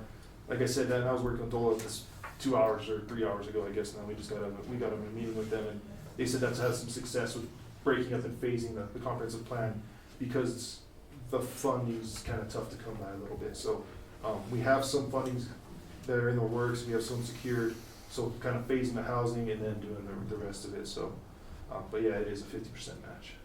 Okay. And our chances look pretty good in this. I think so. Yeah, our city manager is pretty decent talking with DOLA. Yeah. Yeah. That's what I was kind of like, yeah, from there. Any either direction, we're not at any risk, because if not, it pulls back and it pops back in. So, yeah. Any questions? Thank you. So the way in which this is done is, what is the stop and start time for a comprehensive plan for the city approximately? Yeah, I think this, I should have looked that up. I think it's June-ish we find out if we get awarded, in which case then we'll turn around and try to put it together an RFP in a month or two. So maybe we'll start a selection. We'll probably start on the hope is to have a consultant picked by quarter 4 this year. These things take a long time, so the hope would be have it completed by the end of 2077. So like I said, there's a ton of public input, a ton of work. So the planning commission is currently already working through the previous plan. We're going through the implementation plan of it and kind of seeing stuff that we like, stuff that we don't like, just kind of formulating how we go formulate an RFP later on, what we're looking for. So if we really want to hammer home economic development, if we really want to hammer home housing, or other stuff, parks and trails, whatever it may be. So we're working through that process right now in the planning commission. And is that what you were referring to when you said there was a few things missing in the current plan? The one that stands out is like the water, as well as the few housing elements we were missing, and it's very specific stuff that just the plan, they weren't requirements when the plan was completed. And it's, like I said, it's like water resiliency, which is saying, and I get the concern that maybe your community doesn't have the capability to take in more people because you don't have enough water to give them. Like that's not a problem for us. We were very fortunate in our water standard, with our water situation. So. I'm sorry, Mayor. Go ahead. I do have one question, if I may. Mr. Mason or Ms. Marshall, if one of you could answer the question. I mean, you've answered what it will do, but can you at least briefly touch on what would be prevented if we don't do this? It's not preventative. There is some state statutes that we, like I said, we are missing that are technically required. So we'd be kind of missing out on that, but I don't know if that's too harmful to us. I can add that if we don't do this comprehensive plan update, there will come a point where we're not compliant and we will no longer be able to seek state funding. That's what we. That's also, but hammered it home. Yeah. To be honest, Councilman, we also need this. It's a really good time in our where we're working to do this. Like I said, we've had some strides in housing. We've had a lot of strides in housing, which is really encouraging. We've had some strides in economic development. We want to continue to push forward and build on those. So. And we did make that argument with Dola today that this request really isn't because of the compliance issue. It's becoming harder and harder for us to have land use discussions if we don't start updating this plan, which drives the decisions that Planning, Zoning, and Variance Commission make. Yeah. And also just wondering if there'll be some new priorities about youth engagement in our comprehensive plan. We could definitely include that in the when we formulate our RFP. Yeah, we could. That's definite. Yeah, that's why it's good we're starting the conversation so early. Like I said, we started Planning Commission at the end of last year, so to get everyone's opinions on how we want to go about even forming. Like I said, these comprehensive plans are big and they take a lot of work. So, but it's really good to get input and your brain's thinking about it beforehand. So. Thank you, Nick.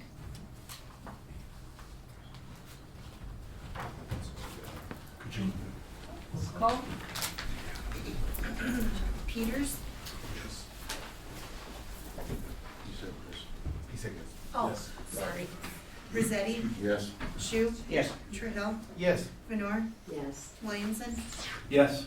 Michaels? Yes. How come the bathroom's out of order? I apologize, Mr. Shu. Would you like a recess? Because we could do that. No. It's a long walk down the other end. It's easier to go this way. Sorry.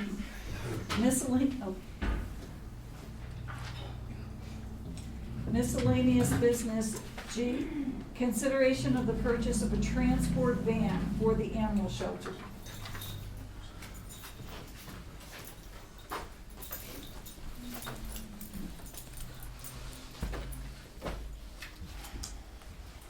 Madam Mayor, City Council. My name is Kathy Woodring, and I am your manager for your city Trinidad Animal Shelter, and I'm here for the consideration of the purchase of a new vehicle, a transport vehicle for the shelter. Little bit of background, we are licensed under the state of Colorado, and the city took over the shelter in 2024.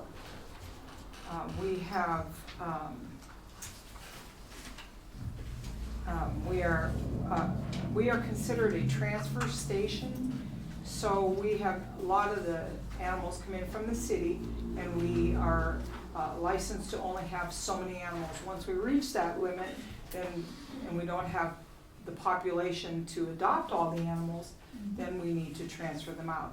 We work with Golden, Brighton, Colorado Springs, Pueblo, and we have been working with other areas, other rescues throughout the entire state. So we drive the entire state.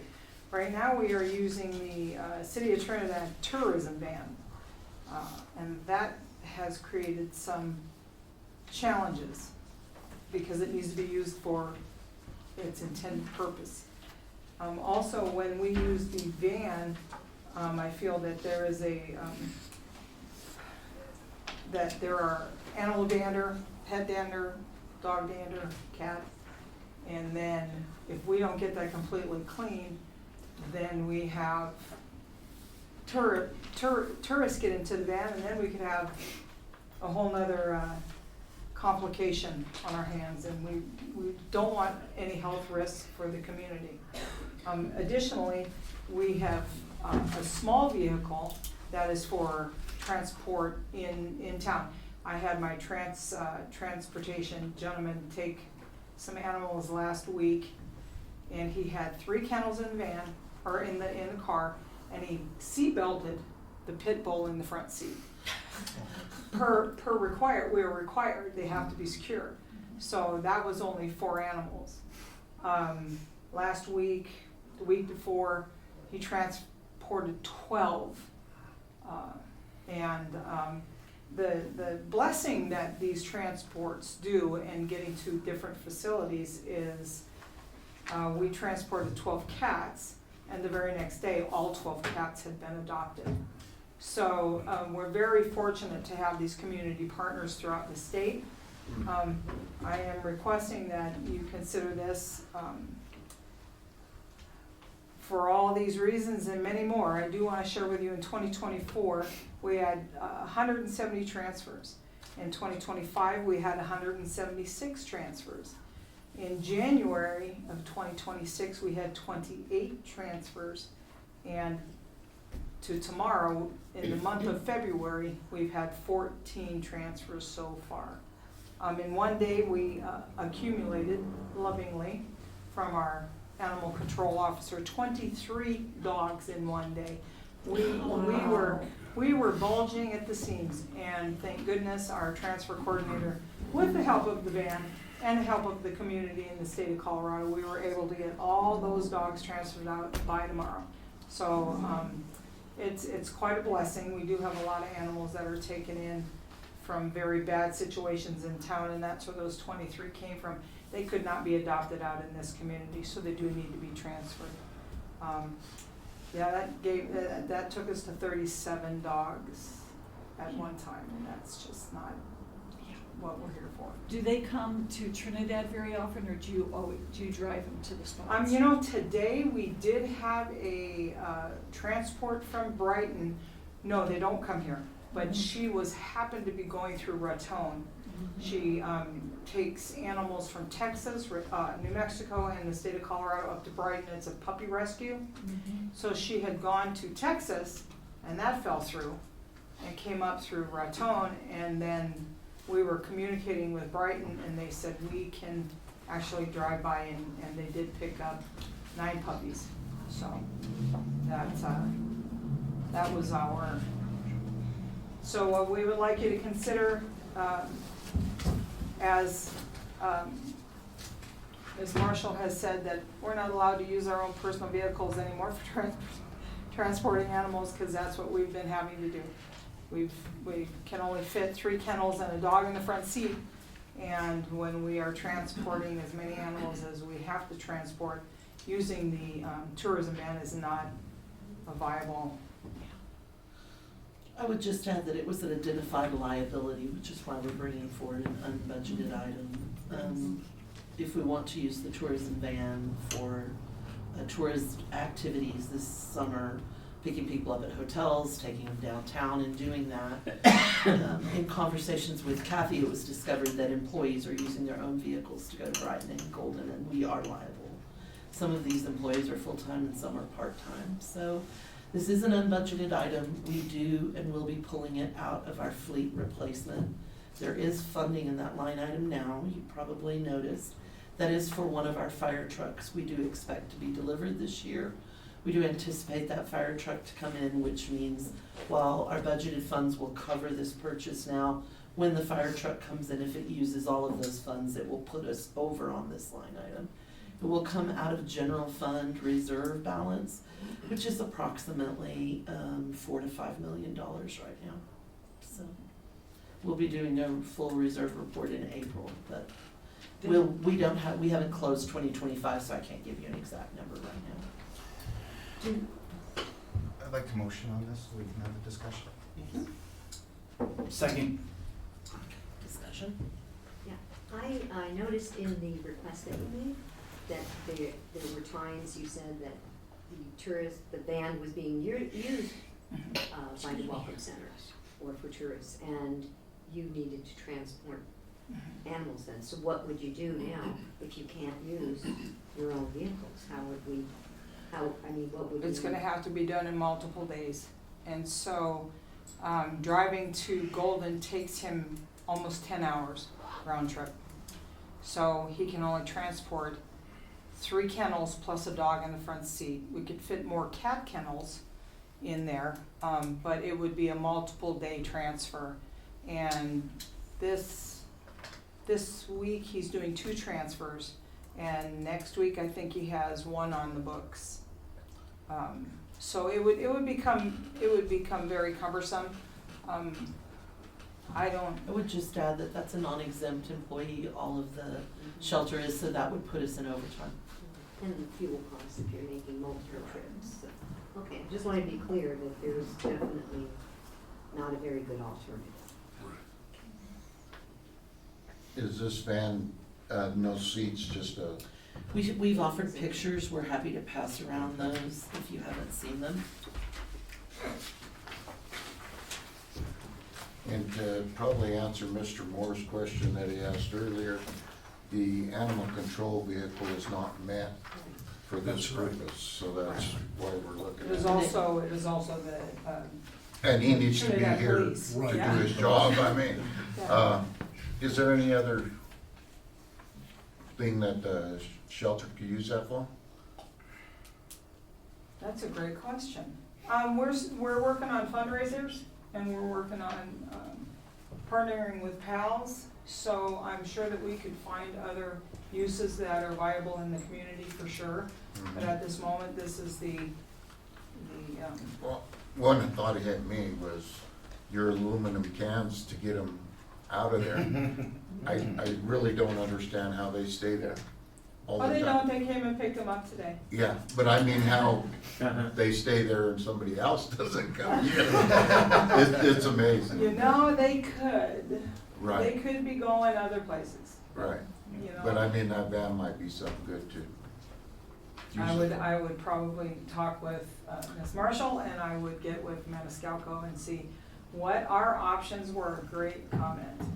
Ms. Woodring is very creative, I'm sure we'll find uses. And as far as, there is no vehicle for, like I said, we just have that small little vehicle to transport. And Kathy, I just want to say thank you for doing the great job that you do. It's a very thankless job. And I don't think a lot of people realize how hard that job actually is over there and what you guys have been accomplishing. You know, we watch on Facebook and we watch everybody going through giving away kitties, and if they can't give them away, they drop them off and they become our problem. And we have to deal with them on our end. I think this would be a great addition to our fleet. I think it would be something that was been needed. I believe this conversation was had last year as well, you know, trying to get something there. Just in jest, I was like, have we asked the tourists in the tourism van to take a kitty? I Every could put tourist some gets a pet. flyers in the van. Good idea. I did have a lady come up from Texas this summer, and she came up with a Saint Bernard, had a cat at home, and did take 2 cats back with her Saint Bernard. So she did adopt 2 cats. So it would be a wonderful program. It would. We can definitely promote that with the tourism. I'll get with Victor right away. That would be a great idea. Thanks Kathy. Do you know the mileage we use about every year? Ballpark? I do not know the mileage, but I can look that up for you and get that information back to Tara to get to you.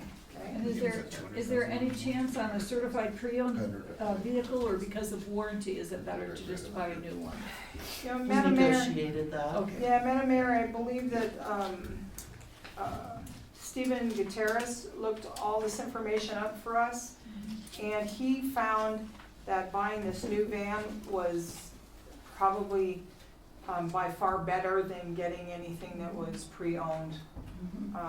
And for the price, I was pretty impressed as well. I like Rams, so. Okay, cool. Mayor Matt, you've obviously expressed the need very articulately, and I think it has been something we've discussed over and over, and while no one wants to have an unplanned expense, I think it's something that we really do need to do. And I'd agree with what Councilman Trujillo said. Thank you for what you do. I would say it truly is a thankless job, and it takes a large emotional toll as well. So thank you what you do for the city. It's needed, and we do appreciate it. I appreciate your comments, but I have to tell you that it is my staff who do the thankless job. And we invite you all to come and spend a day with us. And you will wear your grubbies and come and enjoy the dogs and cats with us. And you will see just how fun it is. It is truly fun. And I do have outstanding staff that work very, very hard. So thank you, I appreciate the comments for sure. Kathy operates one of the 6 continuous services for the city, so we're a 24-hour, 7-day-a-week service at the animal shelter. And we're required to have that. We are. Yeah. I get called at 2 o'clock in the morning from Trinidad Police dropping off a dog, so. Yeah. Thanks, Kathy. Okay. Anything else? Thank you all Thank very you. much. Thank you. Peters, Yes. Rossetti, Yes. Shu, Yes. Trahell, Yes. Lenore, Yes. Williamson, Yes. Michaels. Yes. Miscellaneous business H, the resolution authorizing submission of a ready grant application to DOLA for an economic development program in conjunction with the Emergent Campus. Yes, Mayor, we have our Emergent Campus partners coming up to introduce the project. Thanks for waiting. Thank you.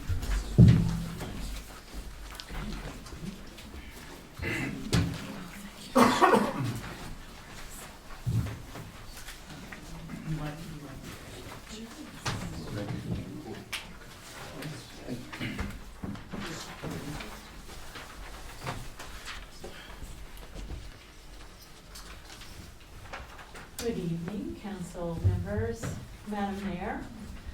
Before we talk about the READY grant, I wanted to give you a few updates from Emerging Campus. Emerging Campus is a community and economic development initiative. And so I think, are we the last item on the agenda tonight? No. No, but economic development with our Christmas cash came up earlier tonight, and we talked about a comprehensive plan. And now we also want to play into a lot of this energy that this council and mayor are bringing towards economic development. Emerging Campus has 3 main focuses. One is business incubation, creation, and support. The second is upskilling of our adults and student learners so they can have a better chance of getting a better job, a higher paying job. And also, we serve as a convener, bringing various community, government, educational, business aspects together to have better collaboration and solve problems. So the first thing on the pile that we've given you, our packet, is one of our recent initiatives this fall. We applied for a Venture Foundation grant. This was to develop a survey to better understand how our community members receive information. And this was in response to something you guys have probably all come across at some point. I have no idea that was going on. How do I know what's happening in my town? Or I was at Radfest and people were like, there's a bike ride happening? There's 2,000 people here, and they're surprised that the roads are closed. So in an effort to try to understand how we disseminate information effectively, Joseph Petrick, my colleague, applied for this grant, and that's the reasoning behind it. We will be sharing, we have branded it as a joint project with Emergent Campus, our Trinidad Los Animas County Chamber, the City of Trinidad, and the County, Los Animas County, so that this is a joint effort. All of the results will be tallied in aggregate and shared with everyone, so that hopefully we can try to find some better ways of reaching our citizens and getting out important information so we feel more connected. There's also a business survey. This started because I wanted to do a succession planning workshop for our businesses. some of those who are aging out or maybe looking to sell their business on to another generation to grow it. And then so many other questions came up. Well, maybe this isn't the right solution for our businesses. Maybe they have other needs. Maybe there's things that the chamber can do, or the city can do, or Emerging Campus can do to better support our businesses and our business community. So we did a business survey, and that is also sent out together as a collective. And we will also be sharing those results as well later in the spring. And now, I'll turn it over to Yoja to tell you about our grant application with the City of Trinidad. Dear Mayor, dear council members, I don't know if it's normal to give homework to people in front of me, but I would ask if it would be possible if you could go on our Facebook page. Those two questionnaire surveys are on there, and if you can share it and ask people to participate. The more information we get, the better it's going to be. So that's homework. So going back to our main purpose here. We sat down with Tara and we discussed how it would be possible to use this READY grant to apply to help the city, the county, the people, everybody to step together and start creating a better foundation of a culture and entrepreneurship. In the last few months in Emerging Campus, we came up with a new startup that would be by rural for rural. We created a new socio-economic concept, how to help rural community move in the right direction that they need, that they want, based on small patterns that are easy executable. We are building an AI platform that would help community to connect, to help, to analyze, to work together. So we ran 3 months ago a smaller hackathon where it was civic based, where we had 6 really nice projects where people got engaged and it worked. So the idea is now to make the same thing but bigger, based on job creation, economic development, cohesion in the community. And for that we are applying for the grant. So it would be an entrepreneurial hackathon where the 3 winners would get seed funding. The seed funding would be used by Trinidad for Trinidad, so we would like to at the same time create a gig economy platform. So if somebody needs a marketing help, if somebody needs design help, if somebody needs help with all those small things that come together to auxiliary parts of running a business that you always cannot do yourself, that platform would help. The seed money that we are asking for implementation would be used for those people who would stay in Trinidad. That would be the phase for the next year after we would select, and the selection would happen by a jury of judges that would be randomly selected throughout the community, so everybody could have a say who should win. And we hope that the ones that are going to be chosen are going to be those that would have the best chance of making a proper impact in Trinidad for new jobs, for new ideas, for new creation.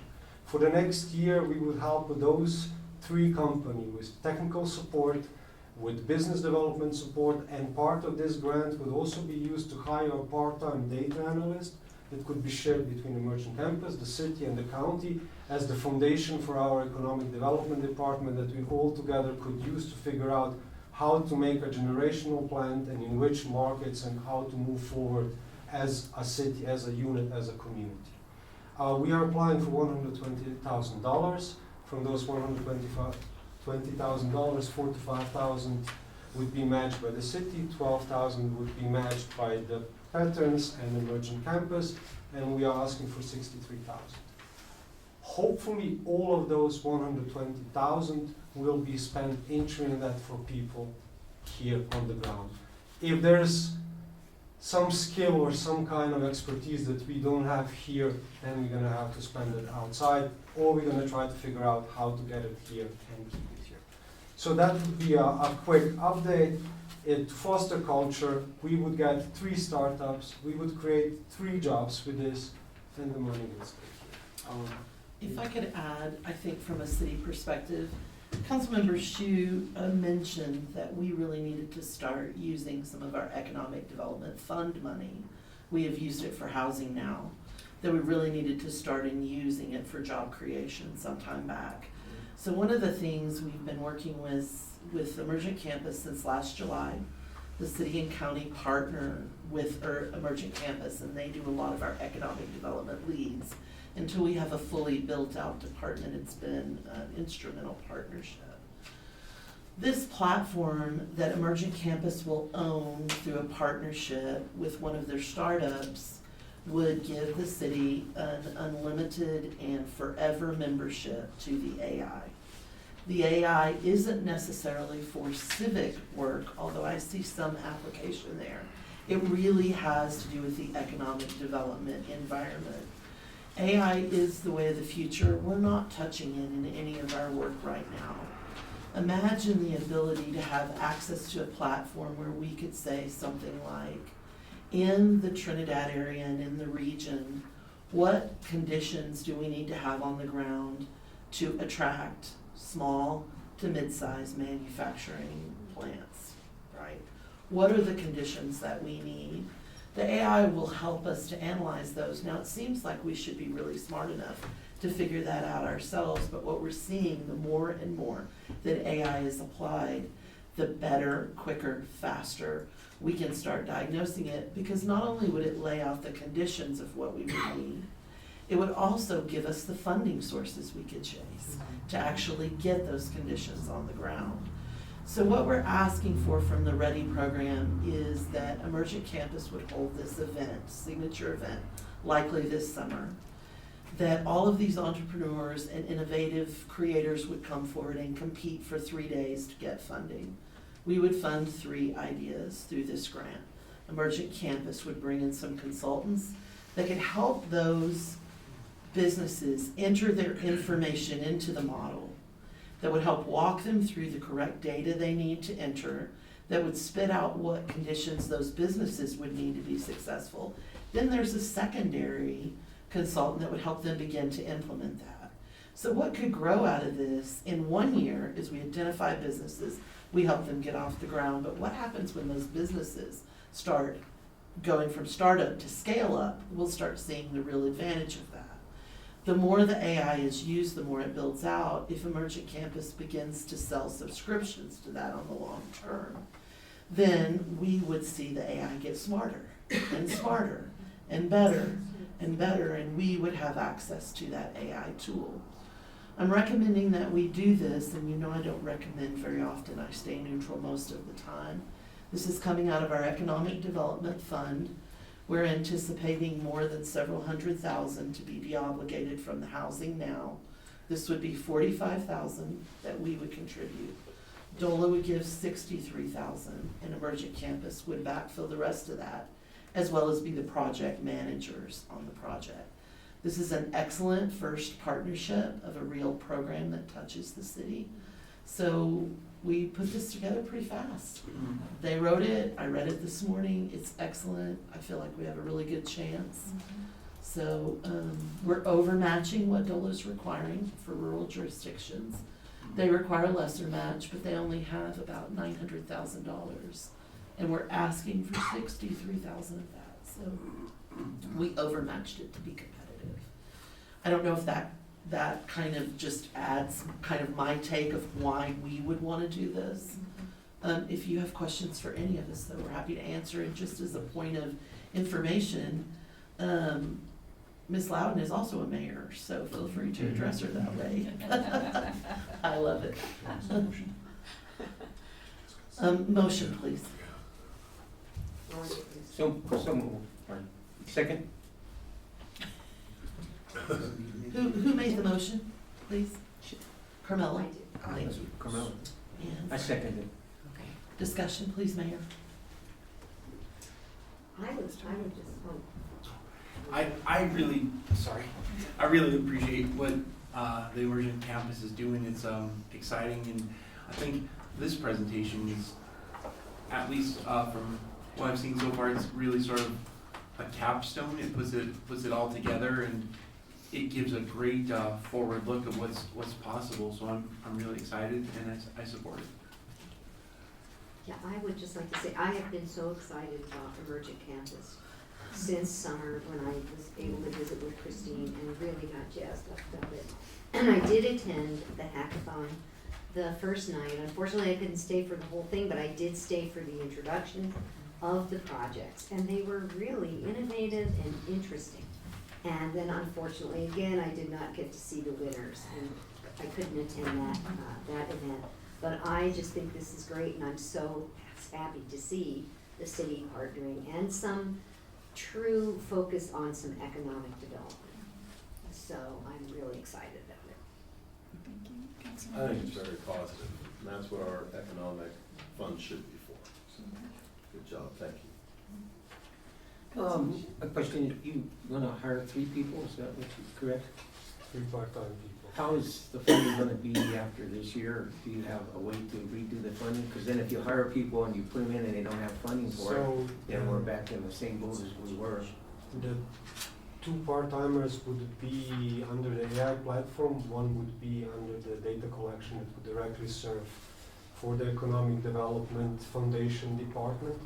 The 2 AI one, we already have discussions with funding from, well, let's say that the AI platform is moving in the direction where we have now 3-4 cities lined up that would like to try the same as we do.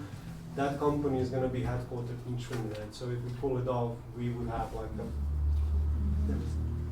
fingers crossed.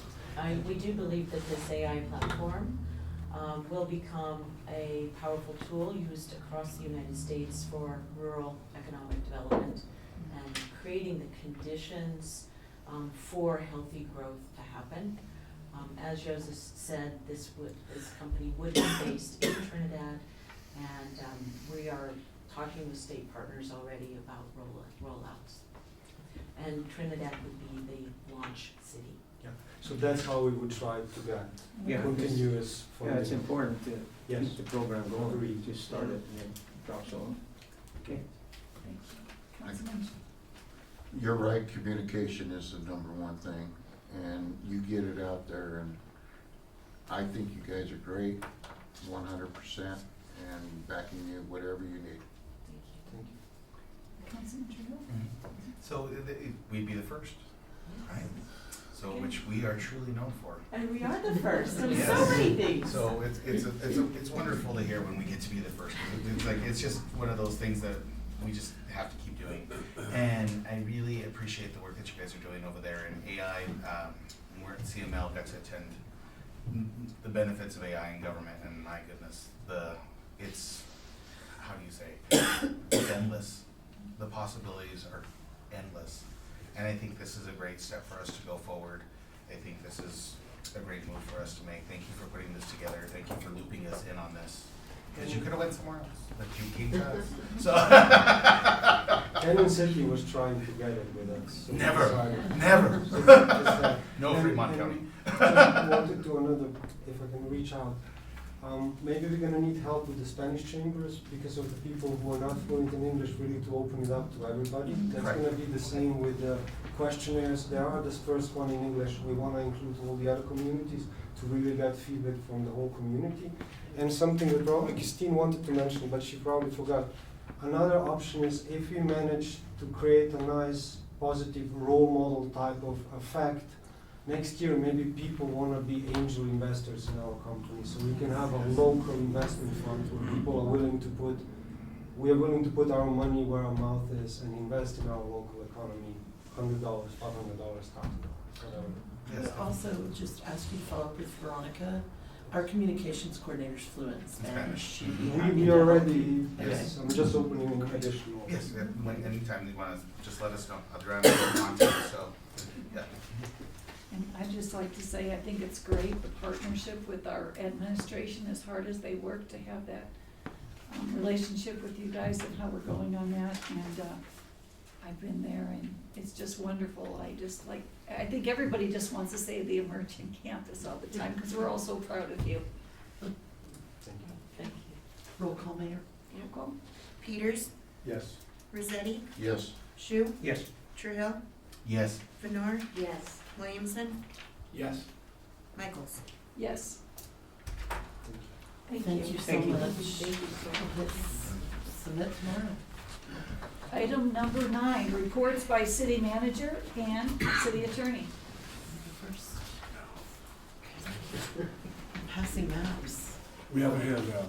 Yeah, I see no one found. Oh my gosh. Just like- I'm gonna do my report while you pass this out, and then we'll talk about these maps and what I'm passing around. I wanna start by thanking the community. I wanna thank staff, council members, the mayors, both past and present, for attending the 150th anniversary celebration. We had around 200 people in attendance, and more than 100 folks have watched the video. Just set your maps down for a few minutes. You gave us all And don't read while she's speaking. Yeah, right. My mom was a teacher. Yeah, right. We had around 200 people in attendance, and more than 100 folks have watched it online. And we really are appreciative of everything Tom Murphy does in getting our message out there. We're consistently seeing more than 100 people at our meetings. If you haven't had a chance to view it, please do now. Our Historic Preservation Commission put together an amazing slideshow. We want to thank them. The slideshow was called Then and Now, and it highlights our historic buildings as they are today and as they were then 150 years ago.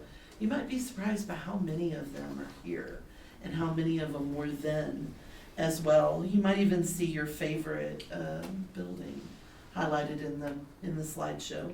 So thanks to our commission for their amazing work. I also want to thank staff who decorated, set up, facilitated the entire event. It was amazing. Space to Create did a great job in hosting. Our clerks did a great job in putting it together. Our utility staff came out and helped us get ready for it. We want to thank Los Animas Grill for partnering with us. The food was delicious. And finally, it was an amazing sight to see our current and former mayors on stage. It was the photo of the day, so that was really neat. Since we were here last, the city partnered with the county to hold the State of Community event. We want to thank Los Animas County for working with us, especially Commissioner Felix Lopez for delivering the county address. We want to congratulate Mayor Michaels on her very first State of the City address and announce that we had approximately 80 in the audience, and we've had over 260 view it online. So I feel like that is an excellent beginning to our community engagement journey. Our listening session is going to be held on Thursday, February 19th, that evening at 6 o'clock at Space to Create. We hope the public will attend. We're reminding, it will go on Facebook tomorrow. We had 72 at our first event, which was at noon, so we're anxious to see what moving it to 6 o'clock does. This event will be facilitated by council members Peters and Rossetti along with myself. So we're looking forward to that.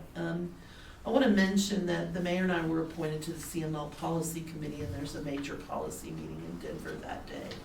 So the mayor and I were visiting earlier, and we're probably going to split duties. I'll be here for the community engagement event for the listening session, and the mayor will go to Denver to represent the city at the event that mayors and city managers are invited to. It's really important that we're there at that event.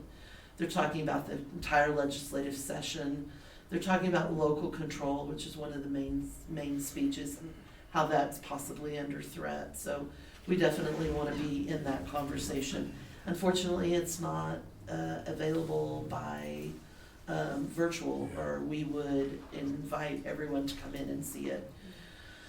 City staff is currently holding meetings to discuss the March 1st utility and landfill rate increases. We held our first meeting this past Thursday, and we only had a few takers. It was unfortunate we didn't have a bigger crowd. We will be at Space to Create at noon this Thursday for the same event. Staff will be on hand to answer any questions, and we encourage you to feel free. We want the public to bring their utility bill. We will sit down and go through it with you. Ms. Fijo is amazing. We have a water, gas, power, and I'm also representing sewer and landfill there. I just want to say for those that are listening, and we encourage you to come out, that so far the average increase to your monthly bill is between $8 and $12. That's where we're seeing that average increase fall. We have several new job postings that went up today. They're the postings that come either out of vacancies or they come out of the budget season. We have 2 part-time positions posted, one at the Welcome Center and one at Space to Create. Just want to remind council, these are 2 locations where we have 1 employee only.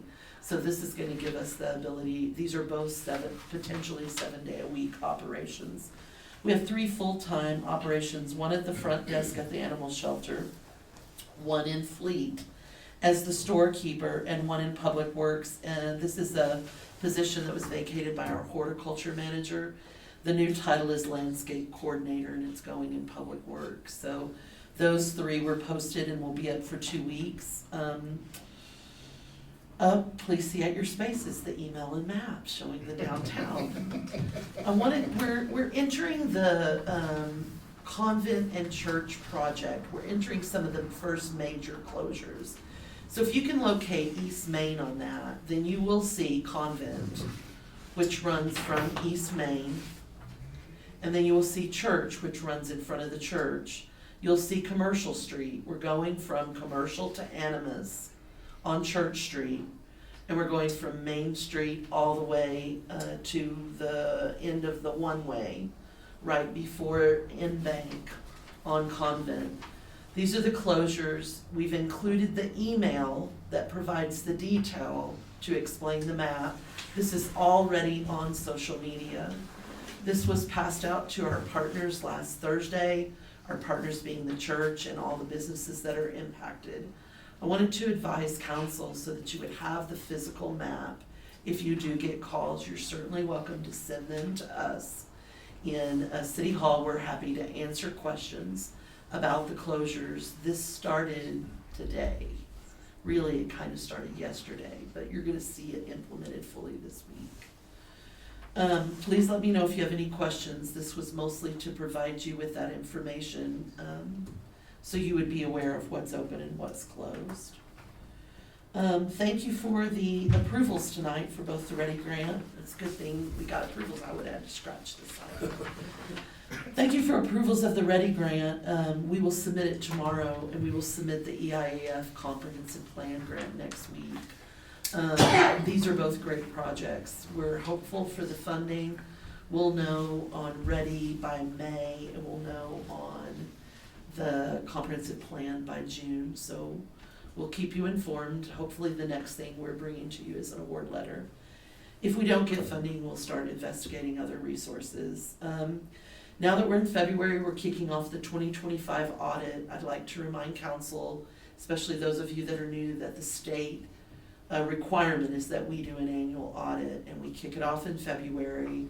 We have to submit it to the state auditor's office by July 31st. You will meet Mr. Hinkle and Associates is doing our audit this year. Right now, I tentatively have him coming in April to go through the audit process, answer your questions, and then you'll see the audit in July prior to our submission.